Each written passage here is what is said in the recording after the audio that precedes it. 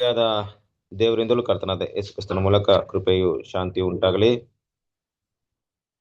ದೇವರ ಮಹಾಕೃಪೆಯಿಂದ ದೇವರು ನಮ್ಮನ್ನು ಈ ದಿನದವರೆಗೂ ಕಾಯ್ದು ಕಾಪಾಡಿ ದೇವರ ಅಮೂಲ್ಯವಾದ ಸತ್ಯಗಳನ್ನು ಕೇಳುವಂತ ಒಂದು ಮಹೋನ್ನತ ಅವಕಾಶವನ್ನು ಕೊಟ್ಟಿದ್ದಾರೆ.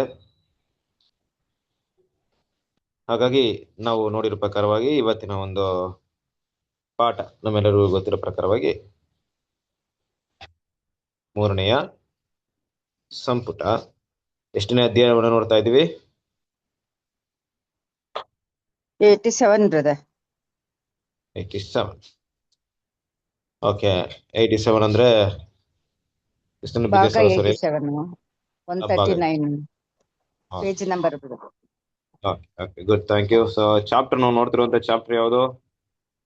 ಸಭೆಯ ಬಿಡುಗಡೆ ಹಾಗೂ ಸಭೆ. ಉನ್ನತಕ್ಕೆ ಏರಿಸಲ್ಪಡುವುದು.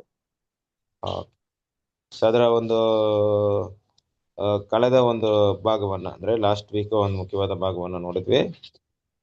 ಸರಸರೇ ಇವತ್ತು ನಾವು ನೋಡಕ್ಕೆ ಹೋಗ್ತಿರುವಂತ ಒಂದು ಪಾಠ ಯಾವ್ದಪ್ಪ ಅಂದ್ರೆ ಅದೇ ಒಂದು ಮುಂದುವರೆದ ಭಾಗವನ್ನ ನೋಡಕ್ ಹೋಗ್ತಿದ್ವಿ. ಸರಿ, ಲಾಸ್ಟ್ ಟೈಮ್ ನಾವು ಏನ್ ವಿಷಯವನ್ನ ನೋಡಿದ್ವಿ, ಏನೆಲ್ಲ ಟಾಪಿಕ್ ನ ಅದ್ರಲ್ಲಿ ಗಮನಿಸಿದ್ವಿ ಅಂತ ಹೇಳಕ್ಕಾಗುತ್ತಾ?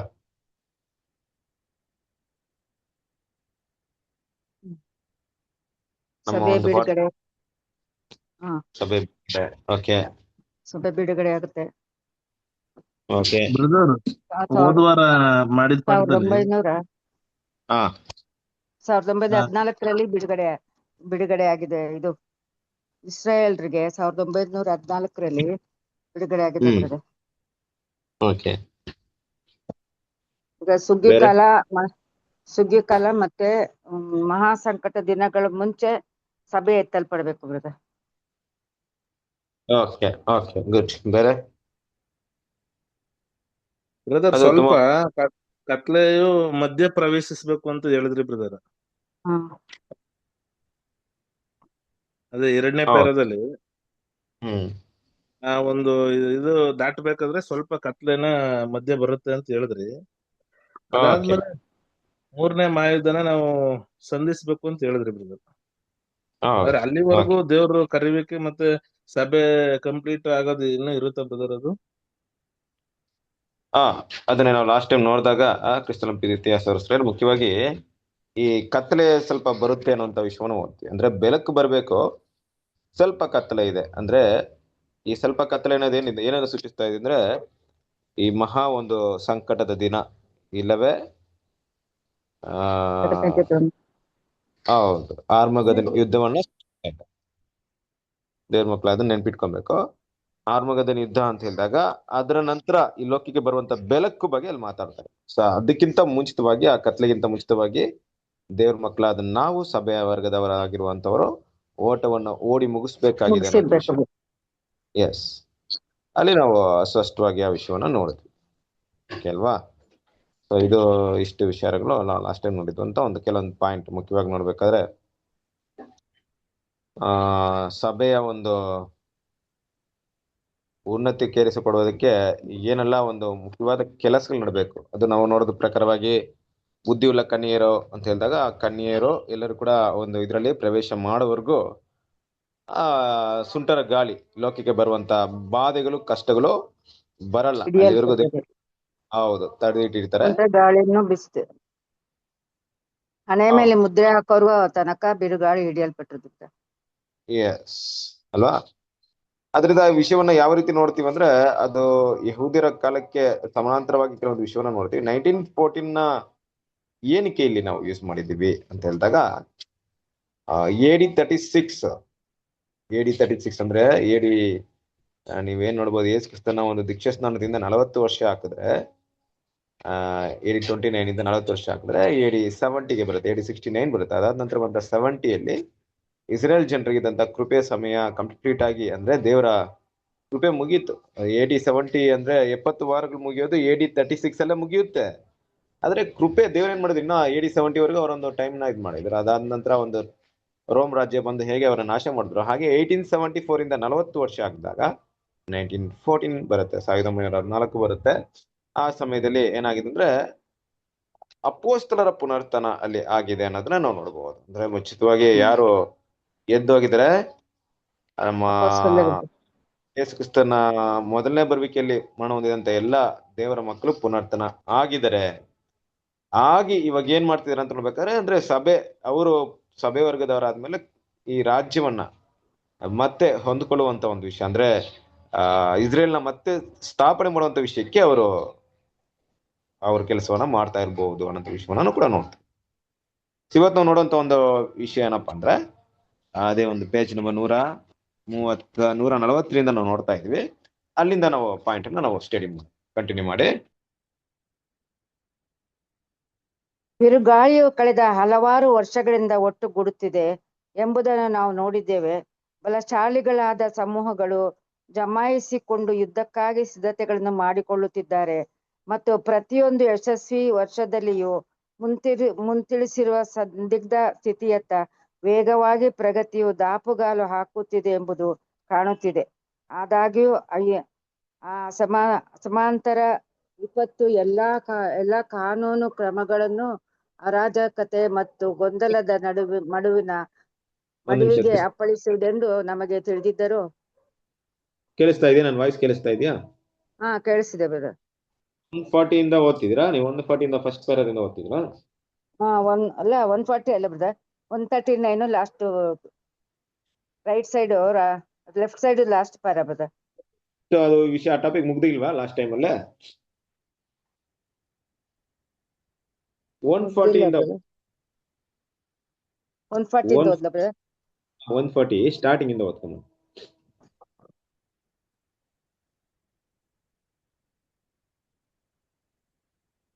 ನಮ್ಮ ಕರ್ತನು ಅಂತ ಇದೆಯಲ್ಲ ಅಲ್ಲಿಂದ ಓದ್ಲ ಬ್ರದರ್. ಕ್ರಿಸ್ತನ ದೇಹದ ಕಡೆಯ ಜೀವಂತ ಸದಸ್ಯರು ಇದೆಯಲ್ಲ ಅಲ್ಲಿಂದ ಓದ್ಕೊಂಡು.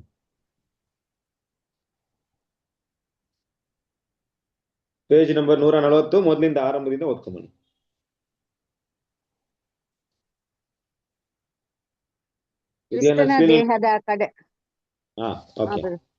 ಕ್ರಿಸ್ತನ ದೇಹದ ಕಡೆಯ ಜೀವಂತ ಸದಸ್ಯರುಗಳ ಈ ಮಾರ್ಪಡುವಿಕೆಯು ಅವರು ಈ ದೇಹದಲ್ಲಿರುವಾಗ ಮಾಡಲು ನೀಡಿದ ಕಾರ್ಯಗಳನ್ನು ನೆರವೇರಿಸಿದ ಹೊರತು ದೊರೆಯಲಾಗದು.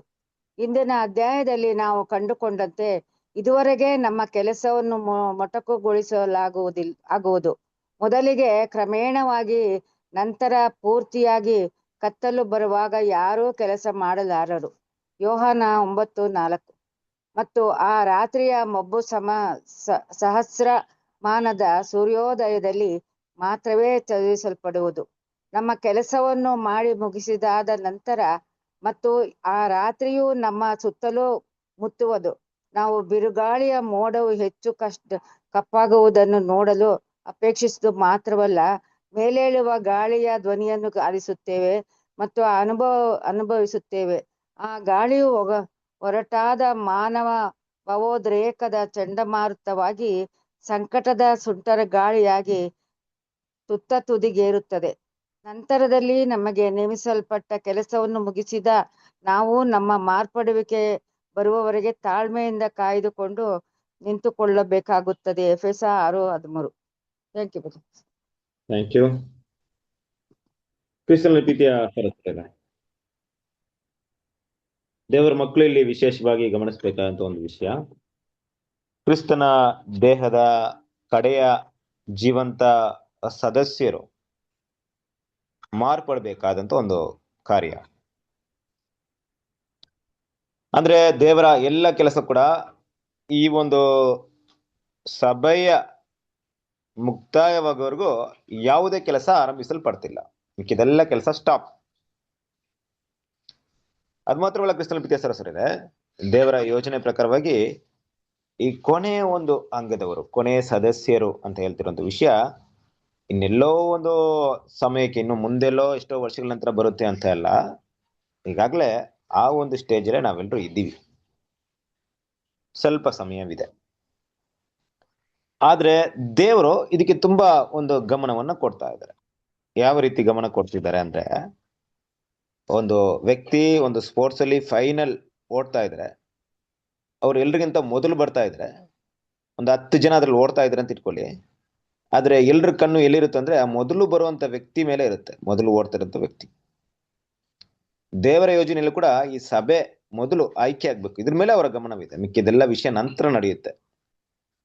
ಸಭೆ ಆಯ್ಕೆ ಆಗದೆ, ಸಭೆ ಮುಕ್ತಾಯವಾಗದೆ ಯಾವುದೇ ಕೆಲಸವನ್ನ ಆರಂಭಿಸೋಕೆ ಅಲ್ಲಿ ಆಗಲ್ಲ ದೇವರ ಯೋಚನೆಯಲ್ಲಿ. ಆದ್ರೆ ಕ್ರಿಸ್ತನಲ್ಲಿ ಪ್ರೀತಿಯ ಸಹೋದರರೇ, ಯಾವಾಗ ಸಭೆ ಅಂತ್ಯವಾಗುತ್ತೋ, ಸಭೆಗೆಂದು ಸೀಮಿತಪಡಿಸಿದಂತ ಯಾವುದೇ ಸುವಾರ್ತೆ ಲೋಕಕ್ಕೆ ಸಾರಲ್ಪಡಲ್ಲ. ಅದಕ್ಕೋಸ್ಕರ ದೇವರು ಯಾವುದೇ ಕರೆಯನ್ನ ಕೊಡಲ್ಲ. ಆ ಒಂದು ಕರೆ ಕೊಡದಿರುವಂತ ಸಮಯವಿದೆಯಲ್ಲ, ಆ ಸಮಯ ಕ್ರಿಸ್ತನ ನೀತಿ ವಾಸ ಮಾಡುವಂತ ಆ ರಾಜ್ಯ ಇದೆಯಲ್ಲ, ನೀತಿ ವಾಸ ಮಾಡುವಂತ ರಾಜ್ಯ ಅಂದಾಗ ಪುನರುತ್ಥಾನ ಅಂತ ತಗೊಳ್ಳೋಣ. ಇಡೀ ಲೋಕಕ್ಕೆ ಪುನರುತ್ಥಾನ ಬರೋದು. ಇನ್ನೊಂದು ಭಾಗ ಸಭೆ ಅಂತ್ಯವಾಗುತ್ತೆ, ಒಂದು ಭಾಗ ಅಲ್ಲಿಂದ ಪುನರುತ್ಥಾನ ಆಗುವಂತ ಭಾಗ. ಇದೆರಡಕ್ಕೂ ಮಧ್ಯದಲ್ಲಿ ಒಂದು ಕತ್ತಲೆ ಇದೆ. ಅರ್ಥ ಮಾಡ್ಕೊಟ್ರೆ, ಸಭೆ ಓಟವನ್ನ ಓಡಿ ಮುಗಿಸಿದ ತಕ್ಷಣ ಆಯ್ತಪ್ಪ ಕೊನೆ ಅಂಗವಾಗಿದೆ, ಈಗ ಲೋಕಕ್ಕೆ ಪುನರುತ್ಥಾನ ಕೊಡಲ್ಲ ಅಂತ ದೇವ್ರು ಕೊಡಕ್ ಹೋಗಲ್ಲ. ಯಾಕೆ ಕೊಡಕ್ ಹೋಗಲ್ಲ ಅಂತ ಕೇಳಿದ್ರೆ, ದೇವರು ಆಕಾಶ ಮಂಡಲದಲ್ಲಿದ್ದಂತ ಅಂದ್ರೆ ಪರಲೋಕದ ಕರೆಗೆ ಬೇಕಾದವ್ರನ್ನ ಸಿದ್ಧತೆ ಮಾಡ್ಬಿಟ್ಟಿದ್ದಾರೆ. ಸಭೆ ಇಲ್ಲ ಮಹಾಸಮೂಹ ಇದೆಲ್ಲ ಸಿದ್ಧತೆ ಆಗ್ಬಿಡ್ತು. ಆದ್ರೆ ಮುಂದಿನ ಆತನ ರಾಜ್ಯ ಎಲ್ಲಿ ಸ್ಥಾಪನೆ ಆಗ್ಬೇಕು ಅಂದ್ರೆ ಭೂಮಿಯಲ್ಲಿ ಸ್ಥಾಪನೆ ಆಗ್ಬೇಕು. ಈ ಭೂಲೋಕದಲ್ಲಿ ಸ್ಥಾಪನೆ ಆಗ್ಬೇಕಂದ್ರೆ ಭೂಲೋಕದ ಸ್ಥಿತಿಗತಿಗಳು ಸರಿಯಾಗಿರ್ಬೇಕು. ಹಾಗೆ ಕತ್ತಲೆ ಅನ್ನೋದೇನಾಗುತ್ತೆ ಅಂದ್ರೆ, ಈ ಭೂಮಿಯಲ್ಲಿರುವಂತ ಬೇಡದ ವಿಷಯಗಳನ್ನ ತೆಗೆದುಹಾಕುವಂತ ಒಂದು ಕೆಲಸಕ್ಕೆ ನಮ್ಮ ಕರ್ತನು ಕೈ ಹಾಕ್ತಾರೆ. ಅವಾಗ ಏನಾಗಿರುತ್ತೆ, ರಾತ್ರಿಯ ಮೊಬ್ಬು ಕೂಡ ಇರುತ್ತೆ, ಮತ್ತೆ 1000 ವರ್ಷದ ಸೂರ್ಯಾಸ್ತಮಾನವು ಸೂರ್ಯೋದಯ ಕೂಡ ಏನಾಗ್ತಿರುತ್ತೆ, ಸೂರ್ಯ ಕೂಡ ಉದಯವಾಗ್ತಾ ಇರುತ್ತೆ, ಅದು ಕೂಡ ಆರಂಭವಾಗ್ತಾ ಇರುತ್ತೆ. ಇನ್ನೊಂದ್ ಕಡೆ ಬಿರುಗಾಳಿ ಬೀಸ್ತಾ ಇರುತ್ತೆ, ಇನ್ನೊಂದ್ ಕಡೆ ಬೆಳಕು ಕೂಡ ಬರ್ತಾ ಇರುತ್ತೆ. ಹಾಗಾಗಿ ಈ ಚಂಡಮಾರುತ ಅಂತ ಹೇಳಿದಾಗ ಇಲ್ಲಿ ಬರುವಂತ ಮಹಾ ಒಂದು ಕಷ್ಟವನ್ನ ಸೂಚಿಸ್ತಾ ಇದೆ. ಆ ಕಷ್ಟದ ತುದಿಗೆ ದೇವ್ರ ಮಕ್ಳು ಇರಲ್ಲ, ಆದ್ರೆ ಆ ಕಷ್ಟದ ಆರಂಭದಲ್ಲಿ ದೇವ್ರ ಮಕ್ಳು ಇರ್ತಾರೆ. ಅದನ್ನ ನಾವು ಅರ್ಥ ಮಾಡ್ಕೊಬೇಕು. ಯಾಕಂದ್ರೆ ಈ ಕಷ್ಟ ಅಂತ ಹೇಳಿದ ತಕ್ಷಣ ನಾವು ಯಾವುದೋ ಒಂದು ಸಬ್ಜೆಕ್ಟ್ ನ ಸ್ಟಾರ್ಟ್ ಮಾಡ್ಬೇಕಾದ್ರೆ ಒಂದು 8 ಗಂಟೆಗೆ ಸ್ಟಾರ್ಟ್ ಮಾಡೋಣ ಅಂತ ಶುರು ಮಾಡ್ಕೊಂಡು 9 ಗಂಟೆಗೆ ಮುಗಿಸ್ತೀವಿ ಅಂತ ಮುಗಿಸೋ ರೀತಿಯಲ್ಲಿ ಎಲ್ಲ ಕಷ್ಟಗಳು. ಅದಕ್ಕೆ ಒಂದು ನಿರ್ದಿಷ್ಟವಾದಂತ ಒಂದು ಆರಂಭವನ್ನ ದೇವ್ರು ಗೊತ್ತು ಮಾಡಿದ್ದಾರೆ, ಆದ್ರೆ ಮನುಷ್ಯ ಮಾತ್ರದವರು ಅದನ್ನ ಕಂಡಿಡಿಯಕ್ಕಾಗಲ್ಲ. ಇದೇ ಟೈಮಲ್ಲಿ, ಇದೇ ಸಿಚುವೇಶನ್ ಅಲ್ಲಿ ಈ ಸುಂಟರ ಗಾಳಿ ಬೀಸಕ್ಕೆ ಶುರು ಮಾಡ್ತು ಈ ಪ್ರಪಂಚದಲ್ಲಿ ಅನ್ನುವಂಥ ವಿಷಯ ನಮ್ಮಿಂದ ಕಂಡಿಡಿಯಕ್ಕಾಗಲ್ಲ, ನಮ್ಗೆ ಅಷ್ಟೊಂದು ನಾಲೆಜ್ ಇಲ್ಲ.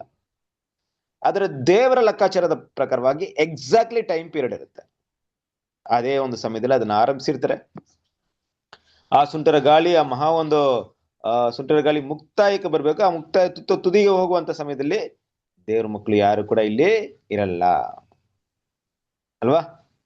ಸೊ ಆದ್ರಿಂದ ದೇವ್ರ ಮಕ್ಕಳು ಇಲ್ಲಿ ಅರ್ಥ ಮಾಡ್ಕೊಬೇಕಾರಂತ ವಿಷಯ ಏನಪ್ಪ ಅಂದ್ರೆ, ನಾವು ನಮಗೆ ಕೊಟ್ಟಿರುವಂತ ಒಂದು ಕೆಲಸ ಏನಿದೆ, ಆ ಕೆಲಸವನ್ನ ಮಾಡಿ ಮುಗಿಸಿ ಆ ರಾಜ್ಯಕ್ಕೆ ಬಾಧ್ಯರಾಗುವಂತ ಒಂದು ವಿಷಯಗಳಿಗೆ ಮಾತ್ರ ಗಮನ ಕೊಡ್ಬೇಕಾಗಿದೆ. ಈಗ ಅದಕ್ಕಿಂತ ದೊಡ್ಡ ಒಂದು ಕೆಲಸ ಇದೆಯಾ ಅಂದ್ರೆ ದೇವ್ರ ದೃಷ್ಟಿಯಲ್ಲಿ ಇಲ್ಲ. ಅದ್ ನಾವೆಲ್ಲ ಹೆಂಗ್ ತಗೊಳ್ತೀವಿ ನಮ್ಮ ಮಟ್ಟಿಗಿದೆ.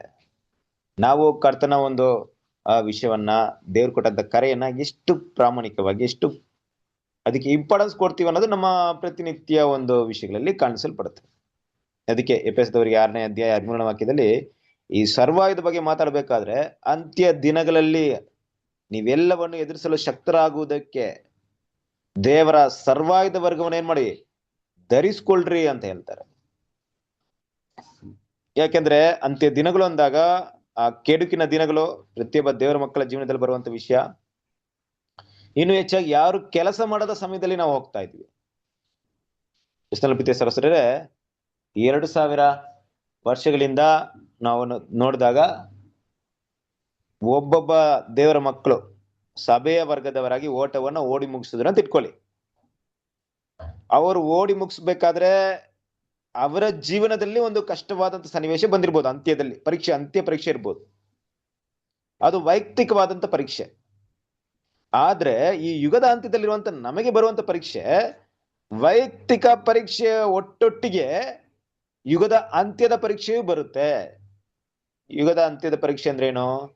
ಯಾರು ಕೆಲಸ ಮಾಡದಾಕಾಗ್ದಿರುವಂತ ವಿಷಯ, ಸತ್ಯಕ್ಕೆ ಅಡ್ಡಿಯಾಗುವಂತ ವಿಷಯ, ಇದು ಕೂಡ ಏನಾಗುತ್ತೆ, ಒಂದು ಸಭೆಯ ಅಂತ್ಯದಲ್ಲಿ ಬರುವಂತ ಒಂದು ವಿಷಯ. ನಮ್ಗೆ ಅದು ಕಷ್ಟವನ್ನು ಕೊಡುತ್ತೆ, ತುಂಬಾ ಕಷ್ಟವಾದಂತ ವಿಷಯ. ಹಾಗೆ ಇದೆಲ್ಲ ನಾವು ದಾಟಬೇಕಾಗಿದ್ದಂತ ಭಾಗವನ್ನ ಈ ಒಂದು ವಿಷಯದಲ್ಲಿ ನಾವು ನೋಡ್ತಾ ಇದ್ವಿ. ಕಂಟಿನ್ಯೂ ಮಾಡೋಣ.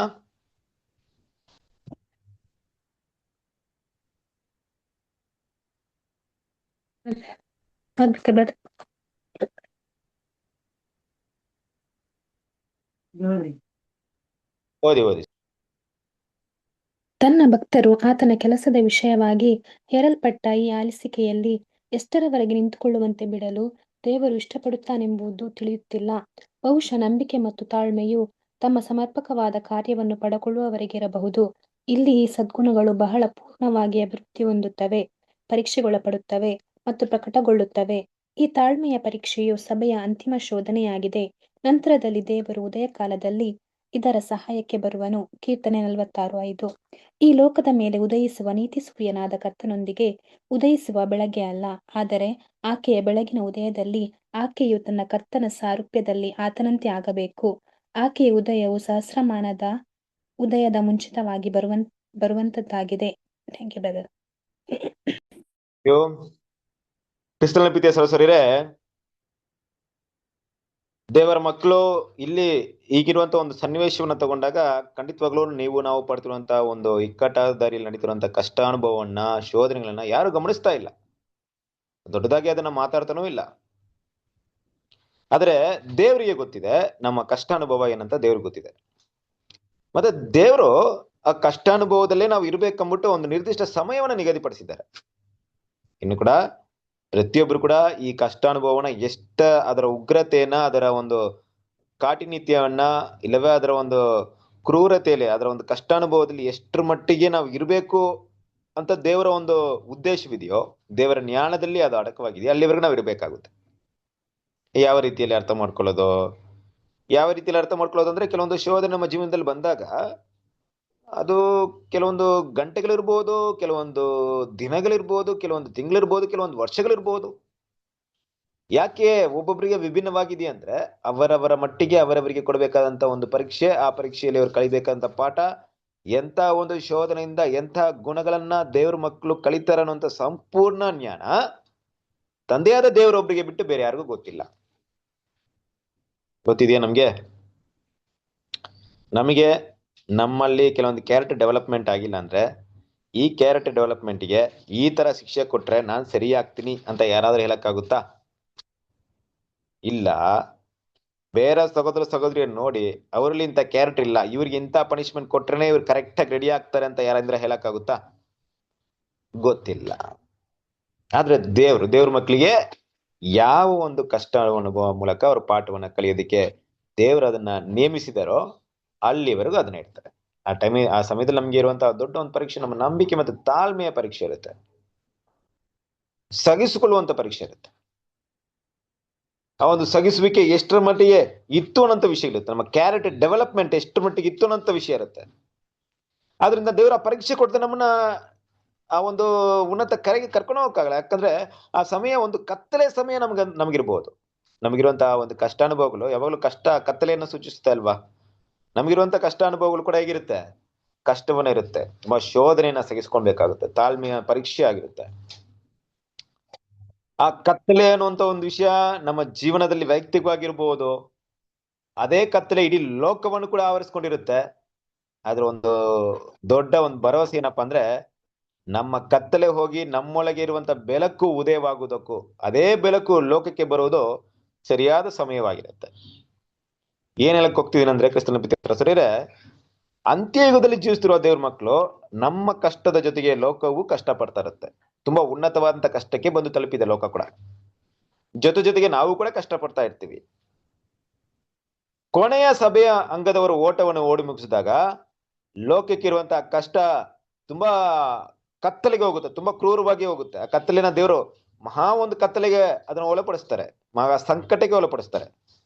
ಅದಾದ ನಂತರ ಬರುವಂತ ಬೆಳಕಿದೆಯಲ್ಲ, ಆ ಬೆಳಕು ನಮ್ಮ ಕರ್ತನಾದ ಯೇಸು ಕ್ರಿಸ್ತನು ಮಾತ್ರವಲ್ಲ, ಈ ಲೋಕದಲ್ಲಿ ಕಷ್ಟಪಟ್ಟಂತ ದೇವರ ಮಕ್ಕಳು ಕೂಡ ಬೆಳಕಿನ ಜೊತೆಗೆ ಸೇರಿಕೊಂಡು ಮಹಾ ಬೆಳಕಾಗಿ ಲೋಕಕ್ಕೆ ಬೆಳಕು ಕೊಡುವರಾಗಿರ್ತಾರೆ.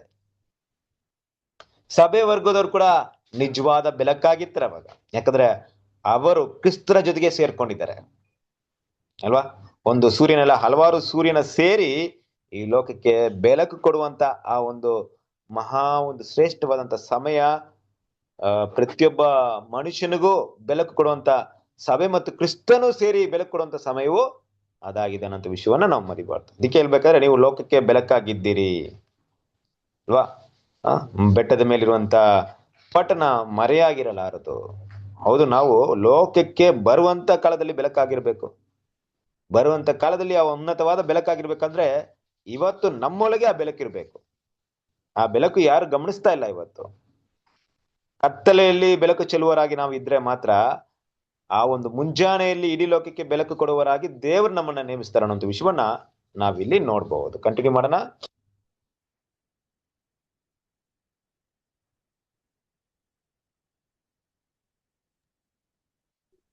ಓದ್ಲಾ brother? ಓದ್ತೀರಾ? ಓದಿ ಓದಿ ಓದಿ ಸರ್. ಈ ಅಂಧಕಾರದ ರಾತ್ರಿಯು ಈಗಾಗಲೇ ಸಮೀಪಿಸುತ್ತಿದೆ ಎಂಬುದು ಪರಿಶುದ್ಧ ಗ್ರಂಥಗಳಿಂದ ಮಾತ್ರವಲ್ಲ, ಈ ಕಾಲದ ಎಲ್ಲಾ ಸೂಚನೆಗಳಿಂದ ನಮಗೆ ವೇದ್ಯವಾಗಿದೆ. ಮತ್ತು ಸಭೆಯ ವಿಧಿಯು ಹಾಗಾದರೆ ಆಕೆಯ ಮಾನವ ಜೀವನ ಯಾತ್ರೆಗೆ ಸಂಬಂಧಿಸಿದಂತೆ ಈಗಾಗಲೇ ಹೇಳಿರುವಂತೆ ವಾಲ್ಯೂಮ್ 2 ಪೇಜಸ್ 260 263 ಎಲಿಯನ ಮತ್ತು ಸ್ನಾನಿಕನಾದ ಯೋಹಾನನ ಜೀವಿತಗಳ ಅಂತ್ಯದ ಪುಟಗಳಲ್ಲಿ ಮುಖ್ಯ ಅಂಶಗಳು ಇರುವಂತೆ ತೋರುತ್ತದೆ. ಒಬ್ಬನು ಅಗ್ನಿಮಯವಾದ ರಥದಲ್ಲಿ ಕುಳಿತು ಸುಂಟರಗಾಳಿಯಲ್ಲಿ ಮಾಯವಾದದ್ದು ಮತ್ತು ಮತ್ತೊಬ್ಬನು ಶಿರಚ್ಛೇದನ, ಇವುಗಳು ಬಹುಶಃ ಕ್ರಿಸ್ತನ ದೇಹದ ಕಡೆಯ ಸದಸ್ಯರಿಗೆ ಉಂಟಾಗುವ ಹಿಂಸೆಯನ್ನು ಸೂಚಿಸುತ್ತದೆ. ಹೀಗಿದ್ದರೂ ಸಿಯೋನ್ ಹೆದರಬೇಕಾಗಿಲ್ಲ, ಯಾಕೆಂದರೆ ದೇವರು ಆಕೆಯ ಮಧ್ಯದಲ್ಲಿದ್ದಾನೆ ಮತ್ತು ಆಕೆಗೆ ಸಹಾಯ ಮಾಡುತ್ತಾನೆ. ಆಕೆಯ ಪ್ರತಿಷ್ಠೆಯು ಮರಣ ಪರ್ಯಂತ ಮತ್ತು ಆಕೆಯ ವಿಶೇಷ ಹಕ್ಕು ತನ್ನ ನಂಬಿಕಸ್ತಿಕೆಯನ್ನು ಸಾಬೀತುಪಡಿಸುವುದಾಗಿದೆ. ಗುರುವಿಗಿಂತ ಶಿಷ್ಯನು ದೊಡ್ಡವನಲ್ಲ, ದನಿಗಿಂತ ಆಳು ದೊಡ್ಡವನಲ್ಲ. ಗುರುವಿನಂತೆ ಆಗುವುದು ಶಿಷ್ಯನಿಗೆ ಸಾಕು, ದನಿಯಂತೆ ಆಗುವುದು ಆಳಿಗೆ ಸಾಕು. ಮತ್ತಾಯನ ಬರೆದ ಸುವಾರ್ತೆ 10ನೇ ಅಧ್ಯಾಯ 24-25 ವಚನಗಳು. Thank you brother. Thank you. ಕ್ರಿಸ್ತನ ಪ್ರೀತಿಯ ಸಹೋದರರೇ, ದೇವರ ಮಕ್ಕಳು ಈ ಒಂದು ವಿಷಯವನ್ನ ಅರ್ಥ ಮಾಡ್ಕೊಳ್ಳಿಕ್ಕೆ ದೇವರು ನಮ್ಗೆ ಅನೇಕ ಒಂದು ಉದಾಹರಣೆಗಳನ್ನ ಕೊಟ್ಟಿದ್ದಾರೆ, ಅನೇಕ ಒಂದು ವಿಷಯಗಳನ್ನ ತಿಳಿಸ್ಕೊಟ್ಟಿದ್ದಾರೆ. ಯಾಕಂದ್ರೆ ಈ ಸಭೆ ನಾವು ನೋಡ್ತಿರುವಂತ ಈ ಪಾಠ, ಸಭೆ ಬಿಡುಗಡೆ ಮತ್ತು ಉನ್ನತಕ್ಕೇರಿಸಲ್ಪಡುವುದು ಎರಡು ಕೂಡ ವಿಭಿನ್ನವಾದಂತ ಭಾಗ. ಸಭೆ ಬಿಡುಗಡೆ ಅಂತ ಹೇಳಿದಾಗ ಸಂಪೂರ್ಣವಾಗಿ ಪಾಪದ ಲೋಕದಿಂದ ಬಿಡುಗಡೆ ಹೊಂದಿ ಅದಾದ ನಂತರ ಅವ್ರು ಸಿಕ್ಕುವಂತ ರಿವಾರ್ಡ್ ಇದೆಯಲ್ಲ, ಆ ಉನ್ನತಕ್ಕೆ ಹೋಗುವಂತ ವಿಷಯ. ಇದನ್ನ ಸತ್ಯವೇದದಲ್ಲಿ ತುಂಬಾ ವಿಭಿನ್ನವಾದಂತ ಹಲವಾರು ಸನ್ನಿವೇಶಗಳು ಇದನ್ನ ತಿಳಿಸ್ಕೊಟ್ಟಿದೆ. ಮುಖ್ಯವಾಗಿ ನಾವು ನೋಡ್ಬೇಕಾದ್ರೆ ಒಂದು ಭಾಗ ಏಲಿಯನ ಭಾಗವನ್ನು ಸೂಚಿಸುತ್ತೆ. ಏಲಿಯನ ಕೂಡ ಆ ಒಂದು ಸಭೆಗೆ ಒಂದು ಎಕ್ಸಾಂಪಲ್ ಆಗಿದೆ ಅಂದ್ಬಿಟ್ಟು ನಾವು ಸೆಕೆಂಡ್ ವ್ಯಾಲ್ಯೂಮ್ ಅಲ್ಲಿ ಏಲಿಯಲು ಮೊದಲು ಬರಬೇಕು ಅನ್ನುವಂತ ಒಂದು ಪಾಠದಲ್ಲಿ ನಾವು ಓದ್ಬೋದು, ಅದನ್ನ ಓದಿರಿ.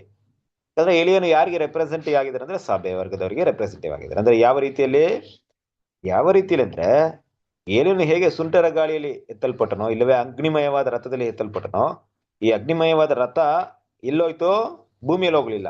ಏಲಿಯನ್ ಎತ್ತಲ್ಪಟ್ಟಿದ್ದು ಪರಲೋಕಕ್ಕೆ, ಆಕಾಶಕ್ಕೆ ಎತ್ತಲ್ಪಟ್ಟದ್ದು. ಅಂದ್ರೆ ಈ ಭೂಮಿಯಿಂದ ಕೆಲವೊಂದು ಜನಾಂಗವನ್ನ ದೇವರು ಮಹಿಮೆಗೆ ಸೇರ್ಸಕ್ಕೆ ಪರಲೋಕದ ಕರೆಯನ್ನು ಕೊಡ್ತಾರೆ ಅನ್ನೋದನ್ನ ರೆಪ್ರೆಸೆಂಟೇಟಿವ್ ಆಗಿದೆ.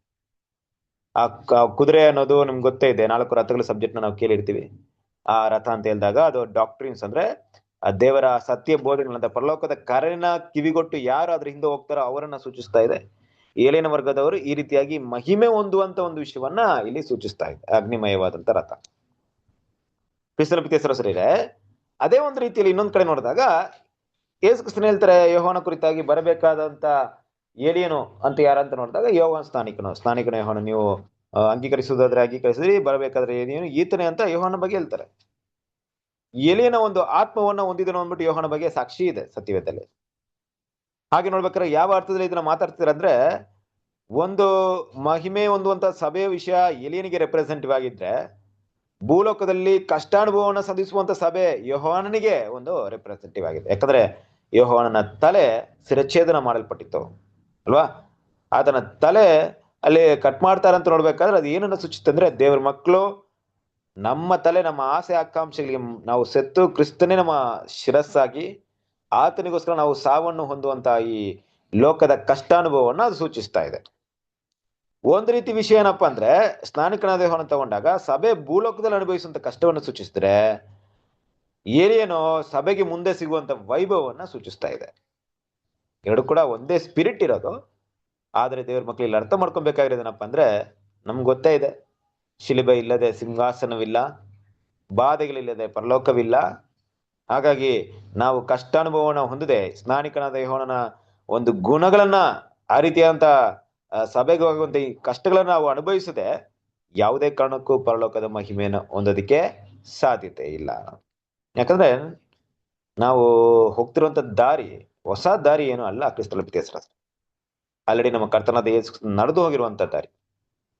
ನಾವು ಅದನ್ನ ಹಿಂಬಾಲಿಸ್ತಾ ಇದೀವಿ ಅಂದ್ರೆ ನಾವು ಗುರುವಿನಂತೆ ಇದೀವಿ ಅನ್ನೋದನ್ನ ನಾವು ಪ್ರೂವ್ ಮಾಡಿ ತೋರಿಸ್ಬೇಕು. ಗುರುವಿನಂತೆ ಇರೋದಂದ್ರೆ ಏನು? ಗುರುವಿನಂತೆ ಇರೋದಂದಾಗ ಈ ಪ್ರಪಂಚದಲ್ಲಿ ಕ್ರಿಸ್ತನ ಪ್ರೀತಿಯ ಸರಸರಿ ತುಂಬಾ ಗುರುಗಳಿದ್ದಾರೆ. ಗುರುವಿನಂತೆ ಶಿಷ್ಯರು ಅಂದಾಗ ಅವ್ರು ಓದಿರೋಂಥ ನಾಲೆಜ್ ಎಲ್ಲ ಇವ್ರು ಕಲಿಯೋದು. ಅವ್ರೆಷ್ಟು ಇಂಟೆಲಿಜೆಂಟ್ ಆಗಿದ್ರೋ ಇವ್ರು ಇಂಟೆಲಿಜೆಂಟ್ ಆಗಿರೋದು, ಅವರೆಷ್ಟು ಜ್ಞಾನವಾಗಿದ್ರೆ ಇವರು ಅದೇ ಜ್ಞಾನವನ್ನು ಹೊಂದ್ಕೊಳ್ಳೋದು. ಅದು ಗುರುವಿನಂತೆ ಅನ್ನೋಂಥ ವಿಷಯ ಈ ಪ್ರಪಂಚದಲ್ಲಿ. ಅವ್ರಿಗಿರುವಂತ ವಿದ್ಯಾಭ್ಯಾಸ ಸಕಲ ಕಲಾ ವಿದ್ಯೆವನ್ನ ಹಾಗೆ ಶಿಷ್ಯನಿಗೆ ಕಲಿಸ್ಕೊಡೋದು ಅದು ಬೇರೆ ವಿಷಯ. ಆದ್ರೆ ಇಲ್ಲಿ ನಮ್ಮ ಗುರು ಬಗ್ಗೆ ಮಾತಾಡಿದಾಗ ನಮ್ಮ ಗುರು ಕಲ್ತಂತ ಪಾಠ ಏನಪ್ಪಾ ಭೂಮಿಯಲ್ಲಿ?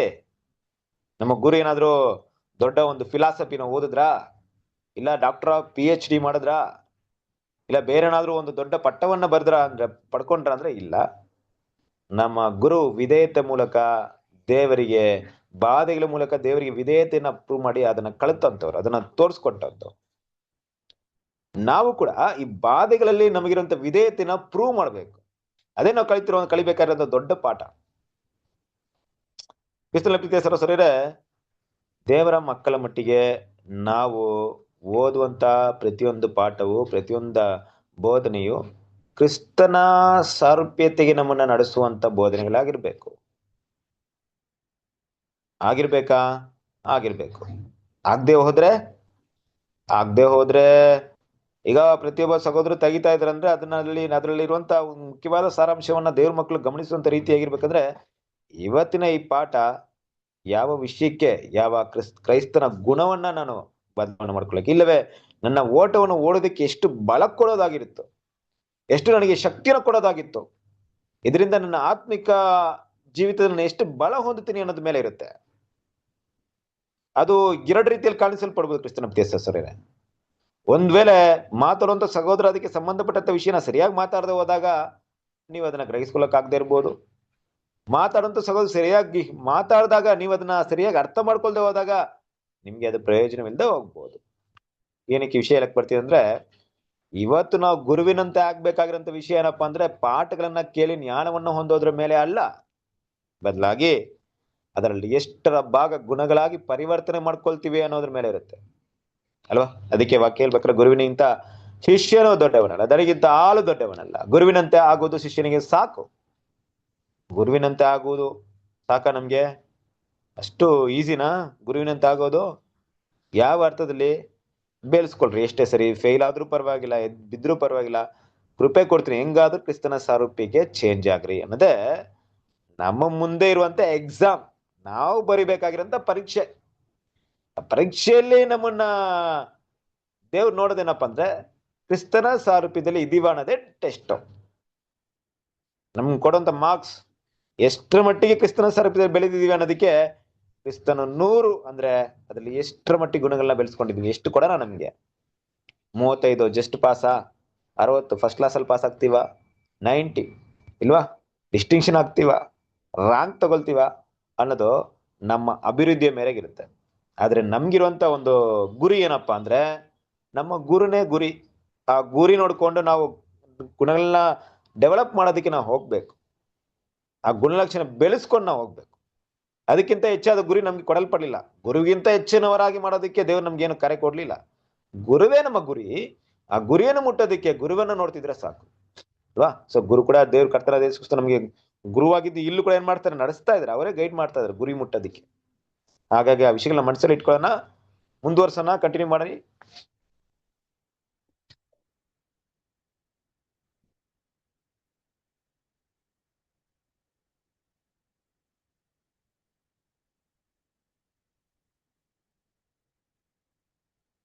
ಓದ್ತೀರಾ ಯಾರಾದ್ರು?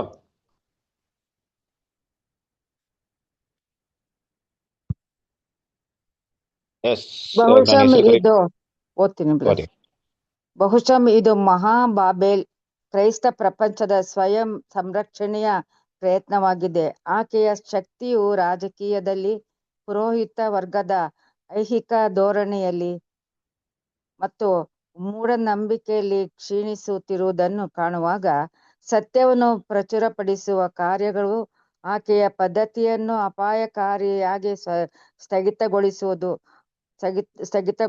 ಬಹುಶಃ ಈ ಸಂದಿಗ್ಧ ಸಮಯದಲ್ಲಿ ಎಲೀಯನ ವರ್ಗದವರು ಸತ್ಯವನ್ನು ಪ್ರಕಟಿಸಲು ಕಡೆಯವರೆಗೆ ಪಟ್ಟು ಹಿಡಿಯುತ್ತಾರೆ ಮತ್ತು ಹಿಂಸೆಯನ್ನು ಅನುಭವಿಸುತ್ತಾರೆ, ಮಹಿಮೆಗೆ ಹಾದು ಹೋಗುತ್ತಾರೆ ಮತ್ತು ಸಂಕಟ ಸಮಯದಲ್ಲಿ ಬರಲಿರುವ ಅತ್ಯಂತ ಉಗ್ರವಾದ ಲಕ್ಷಣಗಳಿಂದ ತಪ್ಪಿಸಿಕೊಳ್ಳುತ್ತಾರೆ. ವ್ಯವಹಾರಗಳ ಬಿಕ್ಕಟ್ಟಿನ ಸಮಯದಲ್ಲಿ ಜನರು ಕ್ರೈಸ್ತ ಪ್ರಪಂಚದ ಅಲುಗಾಡುವಿಕೆಯನ್ನು ಸಂರಕ್ಷಿಸಲು ಹತಾಶರ ಕ್ರಮಗಳನ್ನು ಆಶ್ರಯಿಸಬೇಕೆಂದು ಭಾವಿಸುತ್ತಾರೆ. Thank you brother. ಕ್ರಿಸ್ತನ ಪ್ರೀತಿಯ ಸಹೋದರರೇ, ಈ ಒಂದು ಸಮಯದಲ್ಲಿ ನಮ್ಗಿರುವಂತ ಒಂದು ದೊಡ್ಡ ಒಂದು ಹೋರಾಟ ಯಾವುದರ ಮೇಲೆ ಇರುತ್ತೆ ಅಂತ ಹೇಳಿದಾಗ ಮಹಾಬಾಬೇಲ್ ಅಂತ ಒಂದು ವಿಷಯ ಇದೆ. ಮಹಾಬಾಬೇಲ್ ಅಂತಾಗ ಬಾಬಿಲೋನ್, ನಾವು ಈಗಾಗಲೇ ಓದಿದ್ವಿ ಬಾಬಿಲೋನ್ ಬಗ್ಗೆ ಕೆಲವೊಂದು ವಿಷಯಗಳನ್ನ ಓದಿದ್ವಿ. ಆ ಹಣಜಿ ವರ್ಗದವರು ಅದೆಲ್ಲವನ್ನ ನಾವು ನೋಡಿದ್ವಿ. ನಾವು ಪಾಡಿಗೆ ನಾವು ಸಬ್ಜೆಕ್ಟ್ ಮಾತಾಡ್ಕೊಂಡು ಹೋಗ್ತಿದ್ವಿ ಬ್ರದರ್, ನಾವೆಲ್ಲೋ ಯಾರಿಗೂ ಡಿಸ್ಟರ್ಬ್ ಮಾಡ್ತಾ ಇಲ್ಲ. ಅವ್ರು ಯಾಕೆ ಬಂದು ನಮ್ಗೆ ಡಿಸ್ಟರ್ಬ್ ಮಾಡ್ತಾರೆ ಅನ್ನೋಂಥ ವಿಷಯಗಳು ನಮ್ಗೆ ಕೆಲವರಿಗೆ ಬರ್ಬೋದು. ಇವರಿಗೂ ಆತರ ಒಂದು ಸನ್ನಿವೇಶಗಳು ನಮ್ಗೆ ಯಾವ್ದು ಬಂದಿಲ್ಲ ನಮ್ಮ ಜೀವನದಲ್ಲಿ. ಯಾವ ರೀತಿ ಸನ್ನಿವೇಶಗಳು ಅಂದಾಗ ನಾವು ಸತ್ಯವನ್ನು ಮಾತಾಡಿದಾಗ ನಮ್ಮನ್ನ ಗುರುತಿಟ್ಟಿದ್ದು, ನೋಡ್ರಿ ಇವ್ರು ಕಳ್ಳ ಬೋಧಕರು, ಇವ್ರು ಸುಳ್ಳು ಬೋಧಕರು, ಅವ್ರನ್ನ ಹೊಡೀರಿ, ಅವ್ರನ್ನ ಹಿಡೀರಿ ಅಂತ ಅನ್ನೋಂತ ಒಂದು ಮಟ್ಟಿಗೆ ಬಾಬಿಲೋನಿಂದ ಆ ಒಂದು ಪ್ರೆಷರ್ ನಮ್ಗೆ ಬರ್ಲಿಲ್ಲ. ಆತರ ಒಂದು ಸನ್ನಿವೇಶ ತೀರಾ ಕಡಿಮೆ ಆಗಿದೆ, ಇಲ್ಲ ಅಂತಲ್ಲ, ತೀರಾ ಕಡಿಮೆ. ನಮ್ಮನ್ನ ಗುರುತಿರೋದು, ನಮ್ಮನ್ನ ಶಿಕ್ಷೆ ಮಾಡೋ ಮಟ್ಟಿಗೆ ಹೋಗೋದು ಅಲ್ವಾ, ನಮಗೆ ಪನಿಷ್ಮೆಂಟ್ ಕೊಡೋ ಅಷ್ಟರ ಮಟ್ಟಿಗೆ ಅಲ್ವಾ. ಯಾವ ರೀತಿಯಲ್ಲಿ ಅಂದ್ರೆ ದೇವರ ಮಕ್ಕಳನ್ನ ಶಿಕ್ಷೆ ಮಾಡೋದು ಅನ್ನೋಂಥ ವಿಷಯ ಅವ್ರಿಗೆ ಹೆಂಗಿರುತ್ತೆ ಅಂದ್ರೆ, ಹೌದು ನಾವು ಒಳ್ಳೇದೇ ಮಾಡ್ತಾ ಇದ್ವಿ, ದೇವರಿಗೆ ನಾವು ಮೆಚ್ಚುಗೆಯಾದ ವಿಷಯವನ್ನ ಮಾಡ್ತಾ ಇದ್ವಿ ಅನ್ನುವಂಥ ಮಟ್ಟಿಗೆ ಅವ್ರು ತಿಳ್ಕೊಳ್ಳುವಂತ ಕಾಲ ಇನ್ನು ಅಷ್ಟು ತೀವ್ರತೆಗೆ ಬರ್ಲಿಲ್ಲ. ಬರುತ್ತೆ. ಆಗ ನಿಜವಾಗ ದೇವ್ರ ಮಕ್ಳು ಯಾವ ರೀತಿ ಇರ್ತಾರೆ ಅಂದ್ರೆ, ಏಲಿಯನ ವರ್ಗದವರು ಹೆಂಗಿದ್ರು? ಏಲಿಯನೋ ಯಾವ ರೀತಿ ಇದ್ರು? ಇಸಬೆಲನಿಗೂ ಎದುರಿಲಿಲ್ಲ, ಅಹಾಬನಿಗೂ ಎದುರಿಲಿಲ್ಲ. ಇವ್ರನ್ನೆಲ್ಲ ನಾವು ಹಾಗೆ ಮಾಡ್ಕೊಂಡ್ರೆ ನಮ್ಗೆ ಊಟ ಸಿಗಲ್ವಲ್ಲಪ್ಪ, ಆಹಾರ ಇರಲ್ವಲ್ಲ, ಬರ ಬಂದ್ಬಿಟ್ರೆ ಏನ್ ಮಾಡೋದು? 3.5 ವರ್ಷ ಮಳೆ ಬರಲ್ಲ ಅಂತ ಹೇಳಿದಾಗ ಎಲೇನು ಹೋಗ್ಬಿಟ್ಟು ಹೇಳಕ್ಕೆ, ಅಲ್ಲ ಕರ್ತಾನೆ, ಮಳೆ ಬರ್ತಾ ಇದ್ರೆ ನಾನು ಹೆಂಗ್ ಬದುಕೋದು? ನನಗೂ ಊಟ ಬೇಕಲ್ಲ, ನೀವೆಲ್ಲದನ್ನ ಹೇಳ್ಬಿಟ್ರೆ ನಾನು ಕೂಡ ಅವ್ರ ಜೊತೆಗೆ ಸಾಯ್ಬೇಕಾಗುತ್ತೆ, ಕಷ್ಟಪಡ್ಬೇಕಾಗುತ್ತೆ ಅಂತ ಯಾವ್ದು ಯೋಚನೆ ಮಾಡಿಲ್ಲ. ಹೋದ್ರು ನೇರವಾಗಿ ಹೇಳಿದ್ರು 3.5 ವರ್ಷ ಮಳೆ ಬರಲ್ಲ ಅಲ್ವಾ. ನೋಡ್ರಿ ಯಾವ ರೀತಿ ಇತ್ತು ಅಂದ್ರೆ ಸನ್ನಿವೇಶ, ಅದರ ಎಫೆಕ್ಟ್ ತನಗೂ ಇತ್ತು. ತನಗೂ ಊಟ ಇಲ್ಲ, ತನಗೂ ಆಹಾರ ಇಲ್ಲ. ಆದ್ರೆ ದೇವ್ರು ಕೊಡ್ಲಿಲ್ವಾ? ದೇವ್ರು ಪೋಷಣೆ ಮಾಡಿದ್ರು. ಹಾಗಂತ ಏನ್ ಮಾಡಿಲ್ಲ, ದೇವ್ರ ಮೇಲೆ ಯಾವಾಗ್ಲೂ ಅಪನಂಬಿಕೆನ ಇಟ್ಕೊಂಡಿರ್ಲಿಲ್ಲ. ಇಡೀ ಲೋಕಕ್ಕೆ ಬರ ಇತ್ತು, ಕಷ್ಟ ಇತ್ತು, ಸಂಕಟಗಳಿತ್ತು ಕ್ರಿಸ್ತನ ಪ್ರೀತಿಯ ಸಹೋದರರೇ, ಆದ್ರೆ ದೇವರ ಮಕ್ಕಳಿಗೆ ದೇವರು ಪೋಷಣೆ ಮಾಡ್ತಾ ಇದ್ರು. ಇದು ಸಂಪೂರ್ಣ ಸಭೆಯ ಚರಿತ್ರೆಯಲ್ಲಿ ನೋಡಿದಾಗ ದೇವರು ಕೆಲವ್ರನ್ನ ಶಿಕ್ಷೆ ಮಾಡುವಂತ ಅದೇ ಸಮಯದಲ್ಲಿ ದೇವ್ರ ಮಕ್ಕಳು ಅಲ್ಲಿದ್ರೆ ದೇವರು ಅವ್ರನ್ನ ಕಾಪಾಡ್ತಾ ಇದ್ರು. ಐಗುಪ್ತದಲ್ಲಿ ಕತ್ತಲೆ ಇದ್ರೆ ಇಸ್ರೇಲ್ ಜನರಿಗೆ ಬೆಳಕಿರ್ತಾ ಇತ್ತು ಅಲ್ವಾ.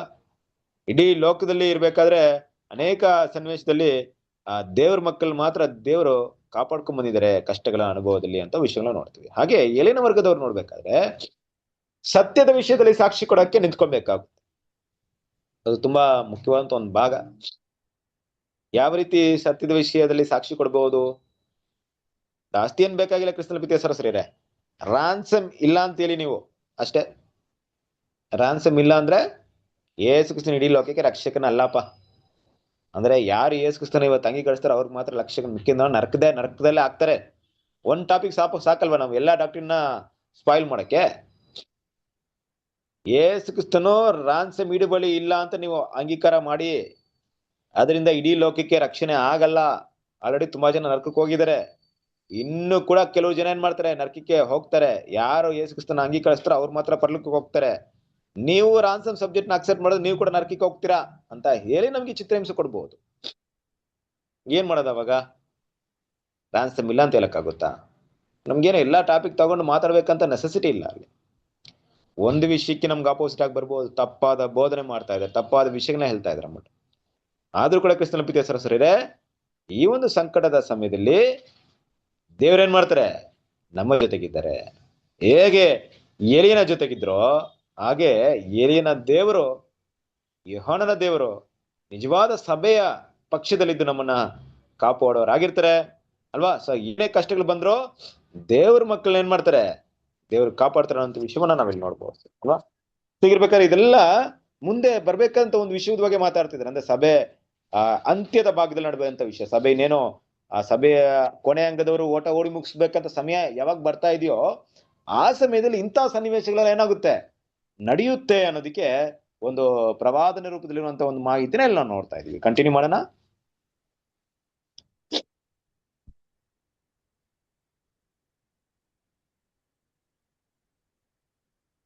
ಕ್ರಿಸ್ತನ ದೇಹ ಅಲ್ಲಿಂದ ಓದ್ಕೊಂಬಂದ್ರಿ. ಕ್ರಿಸ್ತನ ದೇಹದ ಕಡೆಯ ಸದಸ್ಯರುಗಳ ವಿಮೋಚನೆಯ ಅಥವಾ ಬದಲಾವಣೆಯ ಸರಿಯಾದ ಸಮಯವನ್ನು ಹೇಳಿಲ್ಲವಾದರೂ ಅಂದಾಜು ಸಮಯವು ಬಾಗಿಲು ಮುಚ್ಚಿದ ಸ್ವಲ್ಪ ಸಮಯದ ನಂತರ ಮತ್ತಾಯ 25:10 ಎಂದು ಸ್ಪಷ್ಟವಾಗಿ ಪ್ರಕಟವಾಗಿದೆ. ಬಾಬೆಲ್ ಈಗ ಸತ್ಯದ ನಂತರ ಬಾಬಿಲೋನ್ ಈಗ ತನ್ನ ಶತ್ರು ಎಂದು ಪರಿಗಣಿಸಲು ಪ್ರಾರಂಭಿಸುತ್ತದೆ. ಆಕೆಯ ನಾಶವನ್ನು ಸಾಧಿಸಲು ಲೆಕ್ಕ ಹಾಕಿದಂತೆ ಆ ವಿಷಯವು ಸಾಮಾನ್ಯವಾಗಿ ಎಲ್ಲರಿಗೂ ತಿಳಿಯಲ್ಪಟ್ಟು ವ್ಯಾಪಕವಾಗಿ ಪ್ರಸಾರವಾಗಿರುತ್ತದೆ.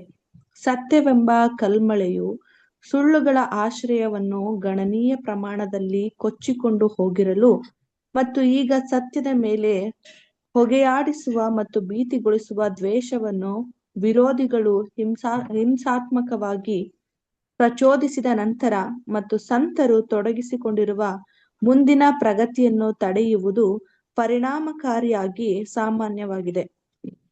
ಆಯ್ದುಕೊಂಡವರೆಲ್ಲರೂ ಮುದ್ರೆ ಹಾಕಲ್ಪಟ್ಟ ಕೂಡಲೇ ದೇವರು ಇದನ್ನು ಅನುಮತಿಸುತ್ತಾನೆ. ಆದರೆ ಸಂತರುಗಳು ದೇಹಧಾರಿಗಳಾಗಿರುವಾಗ ಯಾವುದೇ ತೊಂದರೆ ಅಥವಾ ಅನಾಹುತ ಅವರಿಗಾಗಿ ಕಾದುಕೊಂಡಿರುವುದು ಕಂಡುಬಂದರೆ ಮತ್ತು ಅವರ ಆಹಾರ ಮತ್ತು ಪಾನೀಯವಾಗಿರುವ ಅವರ ಯಾವುದೇ ಕೆಲಸಕ್ಕೆ ತಡೆಯೊಡ್ಡಿದ್ದರೆ ಹಾಗೆ ಮಾಡುವುದು ನಮ್ಮ ಪರಲೋಕದ ತಂದೆಯ ಗಮನಕ್ಕೆ ಬಾರದೆ ಇರುವುದಿಲ್ಲ. ಆತನ ಅನುಮತಿ ಇಲ್ಲದೆ ಸಂಭವಿಸುವುದಿಲ್ಲವೆಂಬುದನ್ನು ನಾವು ನೆನಪು ಮಾಡಿಕೊಂಡು ಸಮಾಧಾನದಿಂದಿರೋಣ. ನಂಬಿಕೆಯ ಮತ್ತು ತಾಳ್ಮೆಯ ಪ್ರತಿಯೊಂದು ಪರೀಕ್ಷೆಯಲ್ಲಿಯೂ ದೇವರಲ್ಲಿ ನೆಲೆಯಾಗಿರುವವರಿಗೆ ಮತ್ತು ಆತನಲ್ಲಿ ದೇವರ ವಾಕ್ಯವು ನೆಲೆಗೊಂಡಿರುವವರಿಗೆ ಆತನ ಕೃಪೆಯೇ ಸಾಕು. ನಾವು ಪರದೆಯ ಆಚೆ ಕಡೆಗೆ ನೋಡೋಣ ಮತ್ತು ನಂಬಿಕೆ ಕಣ್ಣುಗಳನ್ನು ಉನ್ನತ ಕರೆಯ ಬಹುಮಾನದ ಮೇಲೆ ನೆಟ್ಟಿರೋಣ. ಇದನ್ನು ದೇವರು ತನ್ನಲ್ಲಿ ಆತನನ್ನು ಪ್ರೀತಿಸುವವರಿಗಾಗಿ, ಕರೆಯಲ್ಪಟ್ಟವರಿಗಾಗಿ, ನಂಬಿಗಸ್ತರಿಗಾಗಿ ಮತ್ತು ತನ್ನ ಉದ್ದೇಶಕ್ಕನುಸಾರವಾಗಿ ಆಯ್ಕೆಗೊಂಡವರಿಗಾಗಿ ಕಾದಿರಿಸಿಕೊಂಡಿದ್ದಾನೆ. ಪ್ರಕಟಣೆ 17:14 ರೋಮ 8:28 ಎಂಬುದೇ. Thank you. ಕ್ರಿಸ್ತನಲ್ಲಿ ಪ್ರೀತಿಯ ಸಹೋದರರೇ, ಸೊ ನಾವು ಮೊದಲೇ ನೋಡಿದ ಪ್ರಕಾರವಾಗಿ ಈ ಸಭೆಯ ಕೊನೆಯ ಅಂಗ ಓಟವನ್ನು ಓಡಿ ಮುಗಿಸುವಂತ ವಿಷಯ ಅಲ್ವಾ, ಲಾಸ್ಟ್ ಮೆಂಬರ್. ಆ ಓಟವನ್ನು ಓಡಿ ಮುಗಿಸುವಂತ ವಿಷಯ, ನಿರ್ದಿಷ್ಟ ಸಮಯ, ನಿರ್ದಿಷ್ಟ ಡೇಟ್ ಸತ್ಯದಲ್ಲಿ ಕೊಡಲ್ಪಡ್ಲಿಲ್ಲ ಅನ್ನೋದು ಎಷ್ಟು ನಿಜವೋ ಅದು ಅವಶ್ಯಕತೆ ಇಲ್ಲ ಅನ್ನೋದು ಅಷ್ಟೇ ನಿಜ. ದೇವ್ರ ಮಕ್ಕಳು ಅದನ್ನ ಮೈಂಡ್ ಇಟ್ಕೊಳ್ಳೋಣ. ಅದು ನಮಗೆ ಅನಾವಶ್ಯಕ, ಅದು ನಮ್ಗೆ ಬೇಡದಿರುವಂತ ಟಾಪಿಕ್. ಮತ್ತೆ ಕೆಲವೊಂದು ವಿಷಯವನ್ನು ನಾನು ಗಮನಿಸಲಿದ್ದಾಗ, ಯಾವಾಗ ಈ ಒಂದು ಕಡೆ ಸದಸ್ಯರ ಒಂದು ವಿಮೋಚನೆ ಅಂತ ಹೇಳಿದಾಗ, ಕಡೆ ಒಂದು ಸಭೆಯ ಅಂಗದವರ ಒಂದು ವಿಮೋಚನೆ ಬಿಡುಗಡೆ ಯಾವಾಗ ಆಗುತ್ತೆ, ಈ ಒಂದು ದೇಹದಿಂದ ಅವರು ವಿಮೋಚನವಾಗಿ ಆ ಒಂದು ಪರಲೋಕದ ಕರೆನ ಯಾವಾಗ ಅವರು ಹೊಂದ್ಕೊಳ್ತಾರೆ ಅಂತ ತಗೊಂಡಾಗ, ಖಂಡಿತವಾಗ್ಲೂ ಆ ಬಾಗಿಲು ಮುಚ್ಚಿದ ಸ್ವಲ್ಪ ಸಮಯದ ನಂತರ ಅಲ್ವಾ. ಸೊ ಬಾಗಿಲು ಮುಚ್ಚಿದ ಸ್ವಲ್ಪ ಸಮಯ ಅಂದ್ರೆ ಓದ್ರಿ ಮತ್ತೇನ ಸುವಾರ್ತೆ 25ನೇ ಅಧ್ಯಾಯ 10ನೇ ವಾಕ್ಯ ಓದ್ರಿ. ಮತ್ತೇನ ಸುವಾರ್ತೆ 25ನೇ ಅಧ್ಯಾಯ 10ನೇ ವಾಕ್ಯ.